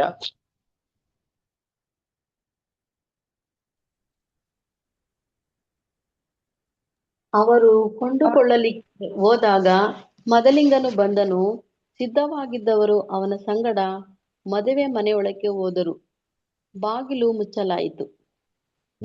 ಅಲ್ವರ, ಈ ಬಾಗಿಲು ಮುಚ್ಚಲಾಯಿತು ಅಂತ ಹೇಳಿದಾಗ ಯಾವಾಗ ಆ ಒಂದು ಸಭೆಯ ಕೊನೆಯ ಅಂಗದವರು ಮುಕ್ತಾಯವಾಯ್ತೋ, ಇನ್ನು ಸಭೆಗಂತ ಯಾವ ಅವಕಾಶವಿರೋದಿಲ್ವೋ, ಅದಾದ ನಂತರ ಸಭೆಯ ಒಂದು ವಿಮೋಚನೆ ಒಂದು ಕೆಲಸ ಏನಾಗಿರುತ್ತೆ ಅಲ್ಲಿ ನೆರವೇರುವಂತ ಭಾಗವಾಗಿದೆ. ಅದು ಯಾವ ರೀತಿಯಲ್ಲಿ ಅಂತ ಅರ್ಥ ಮಾಡ್ಕೊಳ್ಬೇಕಾದ್ರೆ ಕ್ರಿಸ್ತನ ಪ್ರೀತಿಯ ಸಹೋದರರೇ, ಆ ಒಂದು ಸನ್ನಿವೇಶದ ಕೊನೆಯ ಹಂತ ಹೇಗಿರ್ಬೋದು, ಆ ಕೊನೆಯ ಅಂಗದವರ ಒಂದು ಓಡಿ ಮುಗಿಸುವಂತ ಒಂದು ಕೆಲಸ ಯಾವ ರೀತಿಯಲ್ಲಿ ಇರ್ಬೋದು ಅನ್ನೋದನ್ನ ಇಲ್ಲಿ ಕೆಲವೊಂದು ವಿಷಯದ ಬಗ್ಗೆ ಮಾಹಿತಿ ಕೊಡ್ತಾ ಇದ್ದಾರೆ. ಮೊದಲನೇದಾಗಿ ಬಾಬೆಲ್ ಅವರಿಗೆ ವಿರುದ್ಧವಾಗಿ ನಿಂತ್ಕೊಳ್ಳೋದು. ಬಾಬಿಲೋನ್ ಸಭೆ ಕ್ರೈಸ್ತ ಸಮುದಾಯದವರು, ಹೆಸರು ಕ್ರೈಸ್ತರು ಏನ್ ಮಾಡ್ತಾರೆ, ಅವರಿಗೆ ವಿರುದ್ಧವಾಗಿ ನಿಂತ್ಕೊಳ್ಳೋದನ್ನ ನಾವು ನೋಡ್ಬೋದು. ಜೊತೆಗೆ ದೇವರ ಸತ್ಯ ದೇವ್ರ ಮಕ್ಕಳಿಂದ ಬರ್ತಾ ಇರುತ್ತೆ ಅವರಿಗೆ. ಅದು ನಮ್ಗೆ ಇವತ್ತು ಜೇನಿನ ಹನಿ ತರ ಇದೆ, ಅವ್ರಿಗೆ ಹೇಗಿರುತ್ತೆ, ಕಲ್ಮಳೆ ತರ ಇರುತ್ತೆ. ಕಲ್ಲಲ್ಲಿ ಹೊಡೆದ್ರೆ ಹೆಂಗೆ ಏಟಿರುತ್ತೆ ಆ ತರ ಇರುತ್ತೆ ಸತ್ಯ. ಸತ್ಯವನ್ನ ಕೇಳುವವರಿಗೆ ಅದು ಜೇನು ಅಲ್ವಾ, ಜೇನು ತುಪ್ಪ ಆಯ್ತಾ ಹಾಗೆ. ಸತ್ಯವನ್ನ ವಿರೋಧಿಸುವವರಿಗೆ ಕಲ್ಮಳೆ ಇದ್ದ ಹಾಗೆ. ಅದನ್ನ ಅರ್ಥ ಮಾಡ್ಕೊಬೇಕು ದೇವ್ರ ಮಕ್ಳು. ಯಾವಾಗ ಒಂದು ಒಳ್ಳೆ ವಿಷಯವನ್ನ ನಾವು ನಡೀತಾ ಇದೀವೋ ಅದು ಕೇಳಿದಾಗ ನಾವು ಅದನ್ನ ನಡೀತಾ ಇದ್ರೆ ನಮ್ಗೆ ಸಂತೋಷವಾಗುತ್ತೆ, ನಾವು ನಡೀತಾ ಇದೀವಿ ಅಂದ್ಬಿಟ್ಟು. ಯಾವಾಗ ಅದು ವಿರುದ್ಧವಾಗಿ ನಡೀತಾ ಇದೀವೋ ಅದೇ ವಿಷಯವನ್ನ ಕೇಳಿದ್ರೆ ಜಡ್ಜ್ಮೆಂಟ್ ಆಗಿರುತ್ತೆ, ನಮ್ಮ ಮೇಲೆ ಕೋಪ ನಮ್ಮ ಮೇಲೆ ಬರುತ್ತೆ, ಜಡ್ಜ್ಮೆಂಟ್ ನಮ್ಮ ಮೇಲೆ ಬರುತ್ತೆ. ಹಾಗೆ ಈ ಸತ್ಯ ಅನ್ನುವಂಥ ವಿಷಯ ಏನಾಗಿರುತ್ತೆ ಅಂದ್ರೆ ಅವರ ಸುಳ್ಳುಗಳನ್ನೆಲ್ಲ ನಾಶ ಮಾಡುವಂತ ಒಂದು ವಿಷಯವಾಗಿರುತ್ತೆ ದೇವ್ರ ಮಕ್ಳು ಹೇಳುವಂತ ಸತ್ಯ ಅಲ್ವಾ. ಆ ರೀತಿ ಒಂದು ಕಲ್ಮಲೆ ಅವ್ರ ಮೇಲೆ ಬಿದ್ದಾಗ ಸುಮ್ಮನೆ ಇರ್ತಾರ ಅವರು? ಕಲ್ಮಲೆಯಿಂದ ಯಾರನ್ನ ತಮ್ಮನ್ನ ಹೊಡಿತಾರೋ ಅವ್ರಿಗೆ ವಿರುದ್ಧವಾಗಿ ಅವ್ರು ಏನ್ ಮಾಡ್ತಾರೆ, ಬೀಳ್ತಾರೆ. ಅವ್ರನ್ನ ನಾಶ ಮಾಡ್ಬೇಕು, ಅವ್ರಿಗೆ ಹಿಂಸೆ ಪಡಿಸ್ಬೇಕು, ಇಂಥ ವಿಷಯಕ್ಕೆ ಏನ್ ಮಾಡ್ತಾರೆ, ಕೈ ಹಾಕ್ತಾರೆ. ಆ ರೀತಿ ಮಾಡ್ಬೇಕಾದ್ರೆ ಯಾವ ಒಂದು ಸನ್ನಿವೇಶದಲ್ಲಿ ದೇವರ ಮಕ್ಕಳಿಗೆ ತುಂಬಾ ತೀರಾ ಹಿಂಸಾಚಾರವಂತ ಒಂದು ವಿಷಯ ಬರುತ್ತೋ, ಇಲ್ಲವೇ ಬಾಬಿಲೋನಿಂದ ಅನೇಕ ಕಷ್ಟಾನುಭವಗಳು ಅನುಭವಿಸ್ಬೇಕಂತ ಒಂದು ವಿಷಯ ಬರುತ್ತೋ, ಆಗೇನಾಗುತ್ತಂದ್ರೆ ಅದು ಸಭೆಯ ಅಂತ್ಯವಾಗುವಂತ ಕೊನೆ ಹಂತ, ಇಲ್ಲವೇ ಮುದ್ರೆ ಹಾಕಲ್ಪಟ್ಟು ಮುಗಿಸುವಂತ ಒಂದು ಹಂತವಾಗಿರುತ್ತೆ. ಆದ್ರೆ ಈ ಮುದ್ರೆ ಹಾಕಲ್ಪಟ್ಟು ಮುಗಿಸಿದ ಮೇಲೆ ಮುದ್ರೆ ಹಾಕಲ್ಪಟ್ಟವರು ಇನ್ನೂ ಕೂಡ ಮಾಂಸದಲ್ಲೇ ಇರ್ಬೇಕಾದ್ರೆ ಅವರಿಗೆ ಬರ್ಬೇಕಾದಂತ ಒಂದು ಹಿಂಸೆ, ಕಷ್ಟಗಳು, ಕಷ್ಟಾನುಭವಗಳ ಮಧ್ಯದಲ್ಲಿ ದೇವರು ಆ ಒಂದು ಕಷ್ಟಾನುಭವಗಳನ್ನ ಏನ್ ಮಾಡಲ್ಲ, ಅವರಿಗೆ ಸಂಪೂರ್ಣವಾಗಿ ಅನುಮತಿ ಮಾಡಕ್ಕೆ ಕೊಡಲ್ಲ.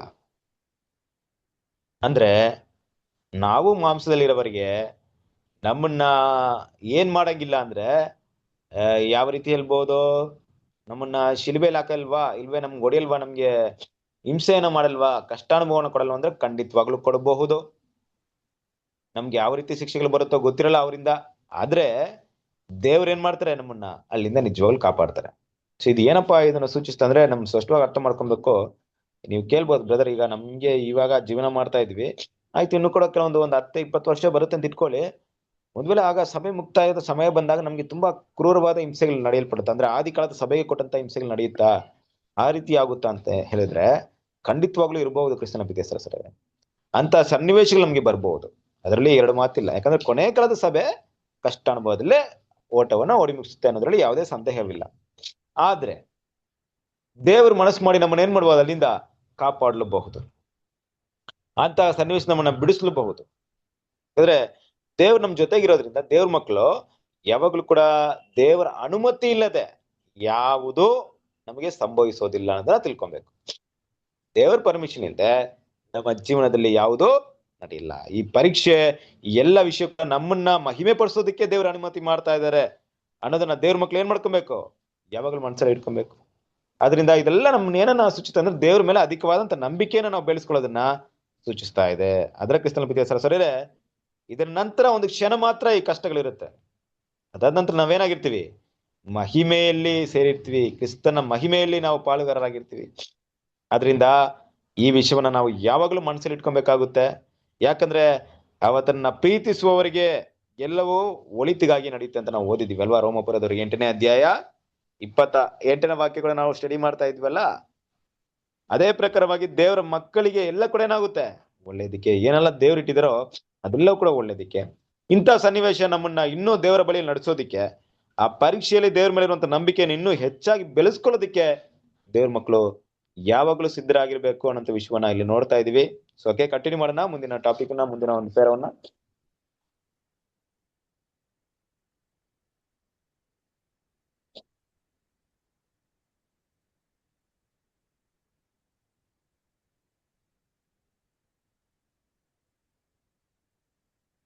ಓದ್ತೀರಾ?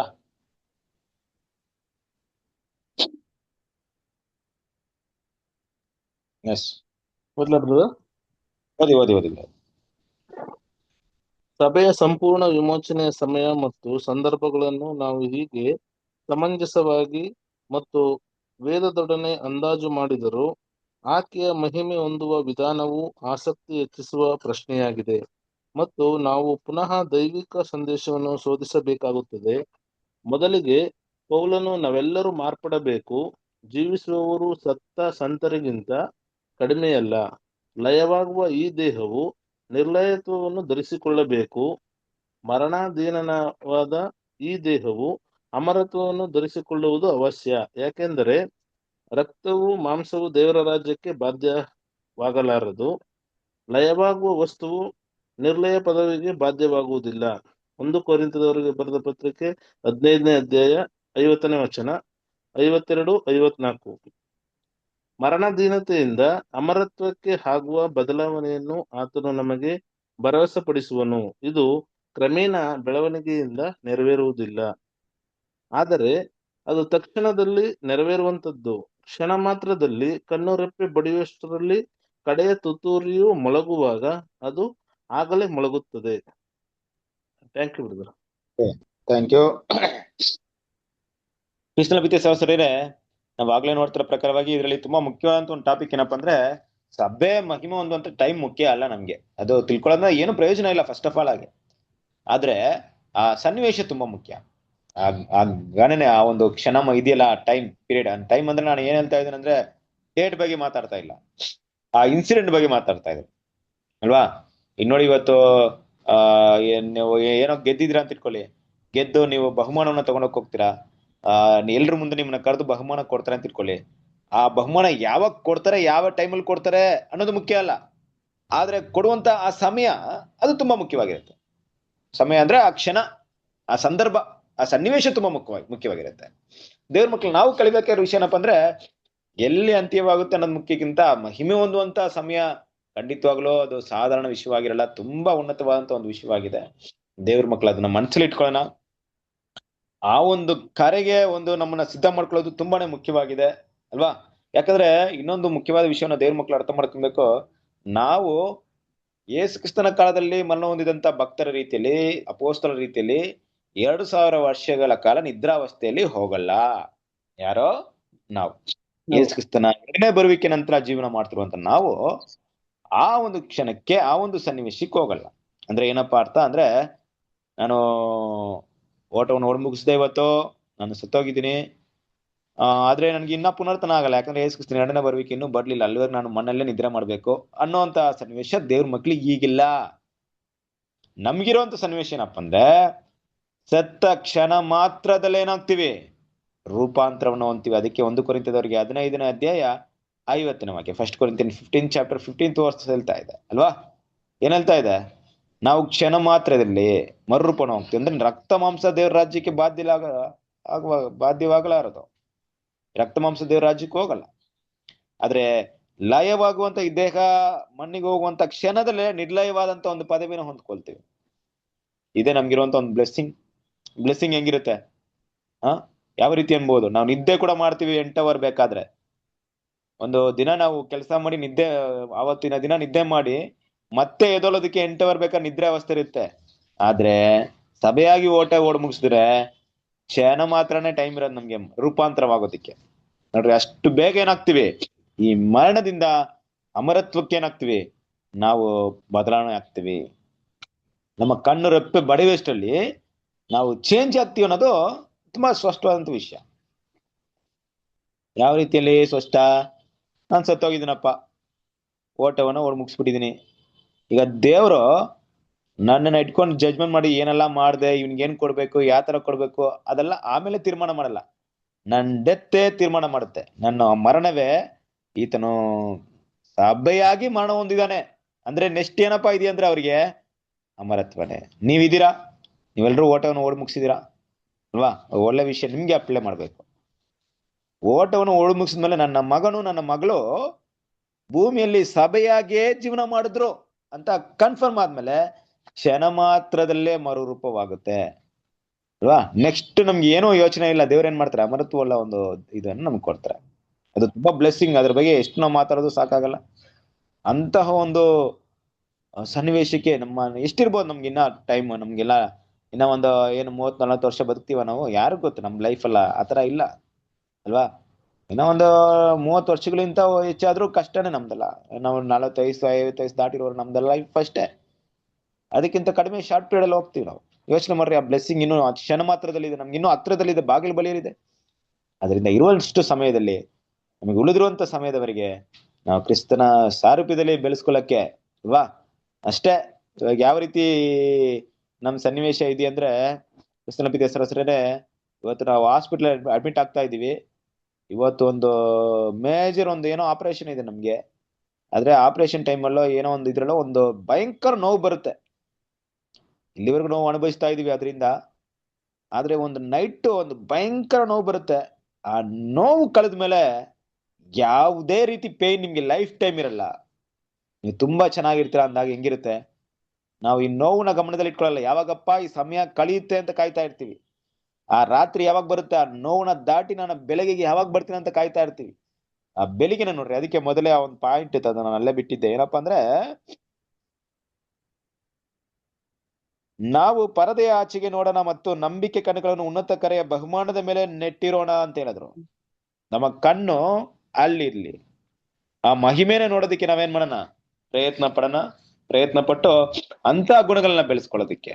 ಅದಕ್ಕೆ ಆ ಒಂದು ನಾನು ರೂಪಾಂತರವಾಗೋದಕ್ಕೆ, ಮೊದಲನೇ ಪುನರ್ತನದಲ್ಲಿ ಬರೋದಕ್ಕೆ ಯಾವ ಒಂದು ಕ್ಯಾರೆಕ್ಟರ್ ನನಗೆ ಬೇಕಾಗುತ್ತಾ ಆ ಕ್ಯಾರೆಕ್ಟರ್ ಬೆಳೆಸ್ಕೊಳ್ಳೋಕೆ ನಾವು ಸಿದ್ಧತೆ ಮಾಡ್ಕೊಳ್ಳೋಣ. ಅಂತವರಿಗೆ ಮಾತ್ರ ಕ್ಷಣ ಮಾತ್ರದಲ್ಲಿ ರೂಪಾಂತರ.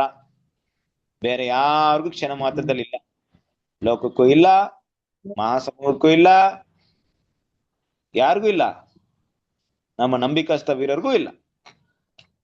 ಇನ್ನು ಕೂಡ ಸಭೆ ವರ್ಗದಲ್ಲಿ ಕೊನೆ ಕ್ಷಣದಲ್ಲಿ ಜೀವನ ಮಾಡ್ತಿರಂತ ನಮಗೆ ಇಷ್ಟು ಗ್ರೇಟ್ ಫೆಸಿಲಿಟಿ, ಇಷ್ಟು ದೊಡ್ಡ reward, no waiting time period, ಕ್ಷಣ ಮಾತ್ರದಲ್ಲಿ.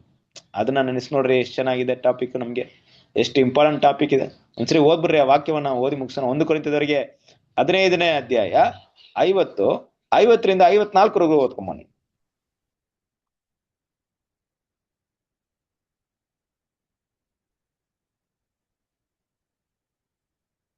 ಸಹೋದರರೇ, ನಾನು ಹೇಳುವುದೇನೆಂದರೆ, ರಕ್ತ ಮಾಂಸವು ದೇವರ ರಾಜ್ಯಕ್ಕೆ ಬಾಧ್ಯವಾಗಲಾರದು. ಲಯವಾಗುವ ವಸ್ತು ನಿರ್ಲಯ ಪದವಿಗೆ ಬಾಧ್ಯವಾಗುವುದಿಲ್ಲ. ಕೇಳಿರಿ, ಇದುವರೆಗೆ ಗುಪ್ತವಾಗಿದ್ದ ಸಂಗತಿಯನ್ನು ನಿಮಗೆ ತಿಳಿಸುತ್ತೇನೆ. ನಾವೆಲ್ಲರೂ ನಿದ್ರೆ ಹೋಗುವುದಿಲ್ಲ, ಆದರೆ ಕಡೇ ತುತ್ತೂರಿಯ ಧ್ವನಿಯಾಗುವಾಗ ನಾವೆಲ್ಲರೂ ಒಂದು ಕ್ಷಣದಲ್ಲೇ ರೆಪ್ಪೆ ಬಡಿಯುವಷ್ಟರೊಳಗಾಗಿ ಮಾರ್ಪಡುವೆವು. ತುತ್ತೂರಿಯು ಊದಲಾಗಿ ಸತ್ತವರು ನಿರ್ಲಯರಾಗಿ ಎಬ್ಬಿಸಲ್ಪಡುವರು, ನಾವು ಮಾರ್ಪಡುವೆವು. ಲಯವಾಗುವ ಈ ದೇಹವು ನಿರ್ಲಯತ್ವವನ್ನು ಧರಿಸಿಕೊಳ್ಳುವುದು, ಮರಣಾಧೀನವಾಗಿರುವ ಈ ದೇಹವು ಅಮರತ್ವವನ್ನು ಧರಿಸಿಕೊಳ್ಳುವುದು ಅವಶ್ಯ. ಲಯವಾಗುವ ಈ ದೇಹವು ನಿರ್ಲಯತ್ವವನ್ನು ಧರಿಸಿಕೊಂಡಾಗ, ಮರಣಾಧೀನವಾಗಿರುವ ಈ ದೇಹವು ಅಮರತ್ವವನ್ನು ಧರಿಸಿಕೊಂಡಾಗ ಬರೆದಿರುವ ಮಾತು ನೆರವೇರುವುದು. ಆ ಮಾತು ಏನೆಂದರೆ, ಮರಣವು ನುಂಗಿಯೇ ಹೋಯಿತು, ಜಯವಾಯಿತು ಎಂಬುದೇ. ಮರಣವೇ ನಿನ್ನ ಜಯವೆಲ್ಲಿ, ಮರಣವೇ ನಿನ್ನ ಕೊಂಡಿಯಲಿ ಎಂಬುದು. Okay, thank you. ಅಲ್ವಾ ಕ್ರಿಸ್ತನ ಪ್ರೀತಿ ಸರ್, ನೋಡಿ ಎಂತ ಒಂದು ಅಮೂಲ್ಯವಾದಂತ ಒಂದು ವಾಗ್ದಾನ ವಾಕ್ಯ ನಮ್ಗಿದೆ. ಅದನ್ನ ದೃಢವಾಗಿ ಇಟ್ಕೊಳ್ಳೋಣ. ಬರುವಂತ ಸಮಯದಲ್ಲಿ ನಮ್ಮ ರಕ್ಷಣೆಯನ್ನ, ನಮ್ಮ ನಿರೀಕ್ಷೆಯನ್ನ, ಮಹಾಪದವಿಯನ್ನ, ಆ ಒಂದು ನಿರ್ಲಯವಾದಂತ ಪದವಿಯನ್ನ ನಾವು ಗೊತ್ತು ಮಾಡ್ಕೊಂಡು, ಗುರಿ ಮಾಡ್ಕೊಂಡು ಓಡೋದಕ್ಕೆ ದೇವ್ರು ನಮಗೆ ಸಹಾಯ ಮಾಡಿ. ಇದು ನಮ್ಮ ಮುಂದೆ ಇರುವಂತ ವಿಷಯ, ನಮ್ಮನ್ನ ಬಲಪಡಿಸುವಂತ ವಿಷಯ, ನಮ್ಮನ್ನ ಧೈರ್ಯಪಡಿಸುವಂತ ವಿಷಯ. ಇನ್ನು ಲೋಕಕ್ಕೆ ದೊಡ್ಡ ಕಷ್ಟಗಳಿದೆ, ಲೋಕಕ್ಕೆ ಗೊತ್ತಿಲ್ಲ ಇನ್ನು ಅವರಿಗೆ. ಆದ್ರೆ ನಮ್ಮ ಕಷ್ಟಗಳು ಸ್ವಲ್ಪ ದಿನ ಮಾತ್ರ ಇರೋದು. ಅವ್ರಿಗೆ ಬರುವಂತ ಕಷ್ಟ ಹೇಳುತ್ತಿರೋದು. ಅದಕ್ಕಿಂತ ಮೊದಲು ನಾವು ದೊಡ್ಡ ಕಷ್ಟವನ್ನ, ಶೋಧನೆ ಅನುಭವಿಸ್ತೀವಿ. ಆದ್ರೆ ಆ ಕಷ್ಟದಲ್ಲಿ ಲೋಕ ಪಾಲು ಹೊಂದಲ್ಲ, ನಾವು ಮಾತ್ರ ಕಷ್ಟ ಪಡ್ಬೇಕಾಗುತ್ತೆ. ಕ್ರಿಸ್ತ ನಮ್ ಜೊತೆಗಿರ್ತಾರೆ, ಅಂದ್ರೆ ದೇವರ ಕೃಪೆ ನಮ್ಗಿರುತ್ತೆ. ಆ ಬಾಧೆಗಳಾದ್ಮೇಲೆ ಲೋಕಕ್ಕೆ ಬರುವಂತ ಕತ್ತಲೆ, ಸಂಕಟ, ಅದಾದ ನಂತರ ಬೆಳಕು, ಅದು ನಾವು ಕೂಡ ಬೆಳಕಲ್ಲಿ ಇರ್ತೀವಿ ಅನ್ನೋ ವಿಷಯವನ್ನ ಮನಸ್ಸಲ್ಲಿ ಇಟ್ಕೊಳ್ಳೋಣ. ಹಾಗಾಗಿ ದೇವ್ರ ಈ ಪಾಠವನ್ನು ಆಶೀರ್ವದಿಸಲಿ. ಬರುವಂತ ದಿನಗಳಲ್ಲಿ ಉಳಿದಿರುವಂತ ಒಂದು ವಿಷಯವನ್ನ ನಾವೇನ್ ಮಾಡೋಣ, ಸ್ಟಡಿ ಮಾಡೋಣ. ದೇವರು ಈ ಪಾಠವನ್ನ ಆಶೀರ್ವದಿಸಲಿ. ಆಮೇಲೆ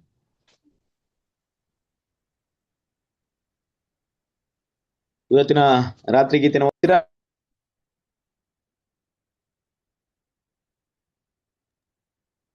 ಓದ್ಲಾ ಬ್ರದರ್? ಓದಿಸಿಟ್ರು.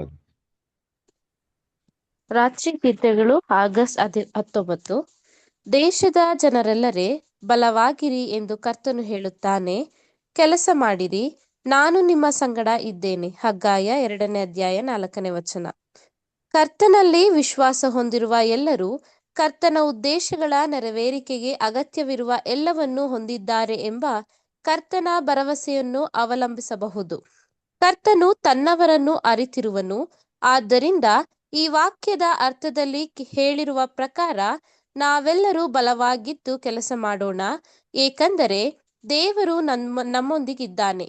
ನಾವು ಆತನೊಂದಿಗೆ ಕೇವಲ ಸಹ ಕೆಲಸದವರು. ಆತನು ವಾಗ್ದಾನ ಮಾಡಿದ ಮಹತ್ತರ ಕಾರ್ಯಗಳನ್ನು ಖಂಡಿತವಾಗಿಯೂ ಸಾಧಿಸುವನು. ಆತ್ಮಿಕ ಆಲಯವು ಕಟ್ಟಲ್ಪಡುವುದು. ಆದರೆ ಅದಕ್ಕೆ ಸಂಬಂಧಿಸಿದಂತೆ ನಾವು ಎಷ್ಟರ ಮಟ್ಟಿಗೆ ಕರ್ತನಲ್ಲಿ ಬಲಶಾಲಿಯಾಗಿದ್ದೇವೋ, ಸಂಪೂರ್ಣ ನಂಬಿಕೆಯುಳ್ಳವರಾಗಿದ್ದೇವೋ, ಉತ್ಸಾಹದಿಂದ ತುಂಬಿದ್ದೇವೋ ಮತ್ತು ಆತನೊಂದಿಗೆ ಎಷ್ಟರ ಮಟ್ಟಿಗೆ ಸಹ ಕೆಲಸದವರಾಗಿರುತ್ತೇವೋ ಅಷ್ಟರ ಮಟ್ಟಿಗೆ ನಮ್ಮ ವೈಯಕ್ತಿಕ ಆಶೀರ್ವಾದಗಳು ಇರುವವು. Thank you brother. Thank you. ಕ್ರಿಸ್ತನ ಪ್ರೀತಿಯ ಸಹೋದರರೇ, ಒಂದು ಒಳ್ಳೆಯ ರಾತ್ರಿ ಗೀತೆ ಇವತ್ತು ನಾವು ನೋಡಿದ್ವಿ. ದೇಶದ ಜನರೆಲ್ಲರೇ ಬಲವಾಗಿರಿ ಎಂದು ಕರ್ತನೆ ಹೇಳುತ್ತಾನೆ, ಕೆಲಸ ಮಾಡಿರಿ, ನಾನು ನಿಮ್ಮ ಸಂಗಡ ಇದ್ದೇನೆ ಅಲ್ವಾ? ಎಂತಹ ಮಾತು.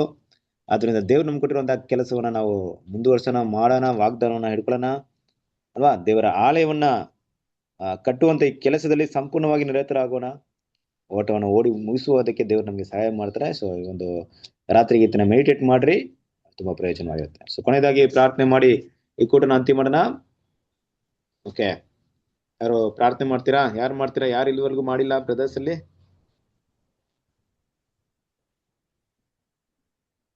ಯಾರಿದ್ದೀರಾ? ಇಲ್ಲಿ ತುಂಬಾ ಜನ ಅಬ್ಸೆಂಟ್ ಆಗಿದ್ದಾರೆ ಇವತ್ತು. ಜೋಸೆಫ್ ಬ್ರದರ್ ಮಾಡ್ತೀರಾ? ಹಾ ಬ್ರದರ್, ಓಕೆ. ಮಾಡಿ. ಪ್ರೀತಿಯುಳ್ಳ ಕರ್ತನೆ, ಈ ಒಂದು ಸಮಯದಲ್ಲಿ ನಮಗೆ ಪ್ರಾರ್ಥಿಸಲು ಅವಕಾಶ ಮಾಡಿಕೊಟ್ಟದಕ್ಕಾಗಿ ನಿಮ್ಮ ಕೋಟೆಯನ್ನು ಕೋಟಿ ಸ್ತೋತ್ರಪ್ಪ. ಈ ದಿನವೆಲ್ಲ ನೀವು ನಮ್ಮ ಜೊತೆಗಾರನಾಗಿದ್ದು ನಾವು ಹೋಗುವಾಗಲೂ ಬರುವಾಗಲೂ ನಮ್ಮ ಕಾಲುಗಳ ಕಲ್ಲಿಗೆ ತಗಲದಾಗೆ ನೀವು ನಿಮ್ಮ ಕರಗಳಲ್ಲಿ ಹೊತ್ತುಕೊಂಡು ನಮ್ಮನ್ನು ಸಂರಕ್ಷಿಸಿ ಕಾಯ್ದು ಕಾಪಾಡಿದ್ದೀರಿ. ಅದಕ್ಕಾಗಿ ನಿಮಗೆ ಕೋಟಿ ಸ್ತೋತ್ರ. ಈಗ ಕೇಳಿದ ವಾಕ್ಯದ ಪ್ರಕಾರ ನಾವೆಲ್ಲರೂ ನಡೆಯಲಿಕ್ಕಾಗುವಾಗೆ, ಇತರರನ್ನು ಸಹ ನಿನ್ನ ವಾಕ್ಯದ ಬೆಳಕಲ್ಲಿ ನಡೆಸಲಿಕ್ಕಾಗುವಾಗೆ ನಮಗೆ ಜ್ಞಾನವನ್ನು ದಯಪಾಲಿಸು. ನಿನ್ನ ವಾಕ್ಯದ ಗೂಢಾರ್ಥಗಳನ್ನು ತಿಳಿಸುವಂತ ನಿನ್ನ ಮಗನನ್ನು ನಿನ್ನ ಕೈಗಳಿಗೆ ಒಪ್ಪಿಸಿಕೊಡುತ್ತೇವೆ. ಅವ್ರಿಗೆ ಇನ್ನೂ ಹೆಚ್ಚಾದ ಆರೋಗ್ಯ ಭಾಗ್ಯವನ್ನು ದಯಪಾಲಿಸಿ, ಇನ್ನೂ ಹೆಚ್ಚಾಗಿ ನಿನ್ನ ಕರ್ತನೆ ವಾಕ್ಯದ ಗೂಢಾರ್ಥಗಳನ್ನು ನಮಗೆ ತಿಳಿಸ್ಲಿಕ್ಕಾಗುವಾಗೆ ಅವ್ರಿಗೆ ಜ್ಞಾನವನ್ನು ದಯಪಾಲಿಸಬೇಕಾಗಿ ನಿನ್ನಲ್ಲಿ ಬೇಡುತ್ತೇನೆ. ಈ ಕೂಟದಲ್ಲಿ ಪಾಲ್ಗೊಂಡಿರುವಂತಹ ಪ್ರತಿಯೊಬ್ಬ ನಿನ್ನ ಮಕ್ಕಳನ್ನು ನಿನ್ನ ಕೈಗಳು ಒಪ್ಪಿಸಿಕೊಡುತ್ತೇವೆ ಕರ್ತನೆ. ಅವರನ್ನು ಸಹ ನೀನು ಆಶೀರ್ವದಿಸು. ನಿನ್ನ ವಾಕ್ಯದ ಪ್ರಕಾರ ಅವರು ಸಹ ನಡಲಿಕ್ಕಾಗುವಾಗ ಸಹಾಯ ಮಾಡಬೇಕಂತ ನೀನು ಬೇಡುತ್ತೇನೆ. ಮತ್ತೊಂದಾವರ್ತಿ ಈ ಒಂದು ದಿನವೆಲ್ಲ ನಮ್ಮನ್ನು ಕಾಯ್ದು ಕಾಪಾಡಿದ್ದಕ್ಕಾಗಿ ನಿಮಗೆ ಕೋಟಿ ಸ್ತೋತ್ರ. ಈಗ ನಾವು ಊಟ ಮಾಡಿ ಒಳ್ಳೆ ವಿಶ್ರಾಂತಿಯನ್ನು ಒದಗಿಸಿ ಬೆಳಗಿನ ಜಾವದಲ್ಲಿ ನಾವು ಉಲ್ಲಾಸದಿಂದ ಎದ್ದೇಳುವಂತೆ ನಮಗೆ ಸಹಾಯ ಮಾಡಬೇಕಾಗಿ ಈ ಒಂದು ನಮ್ಮ ಪುಟ್ಟ ಪ್ರಾರ್ಥನೆಯನ್ನು ಪ್ರಭುವಾದ ಯೇಸು ಕ್ರಿಸ್ತನ ಮುದ್ದಾದ ನಾಮದಲ್ಲಿ ಬೇಡಿ ಹೊಂದಿದ್ದೇವೆ ತಂದೆ, ಆಮೇನ್. Thank you. ಕ್ರಿಸ್ತನ ಪ್ರೀತಿಯ ಸೌರ್ಯ ನಿಮ್ಮೆಲ್ಲರಿಗೂ ನಮಸ್ತೆ. ನಮಸ್ತೆ ಬ್ರದರ್.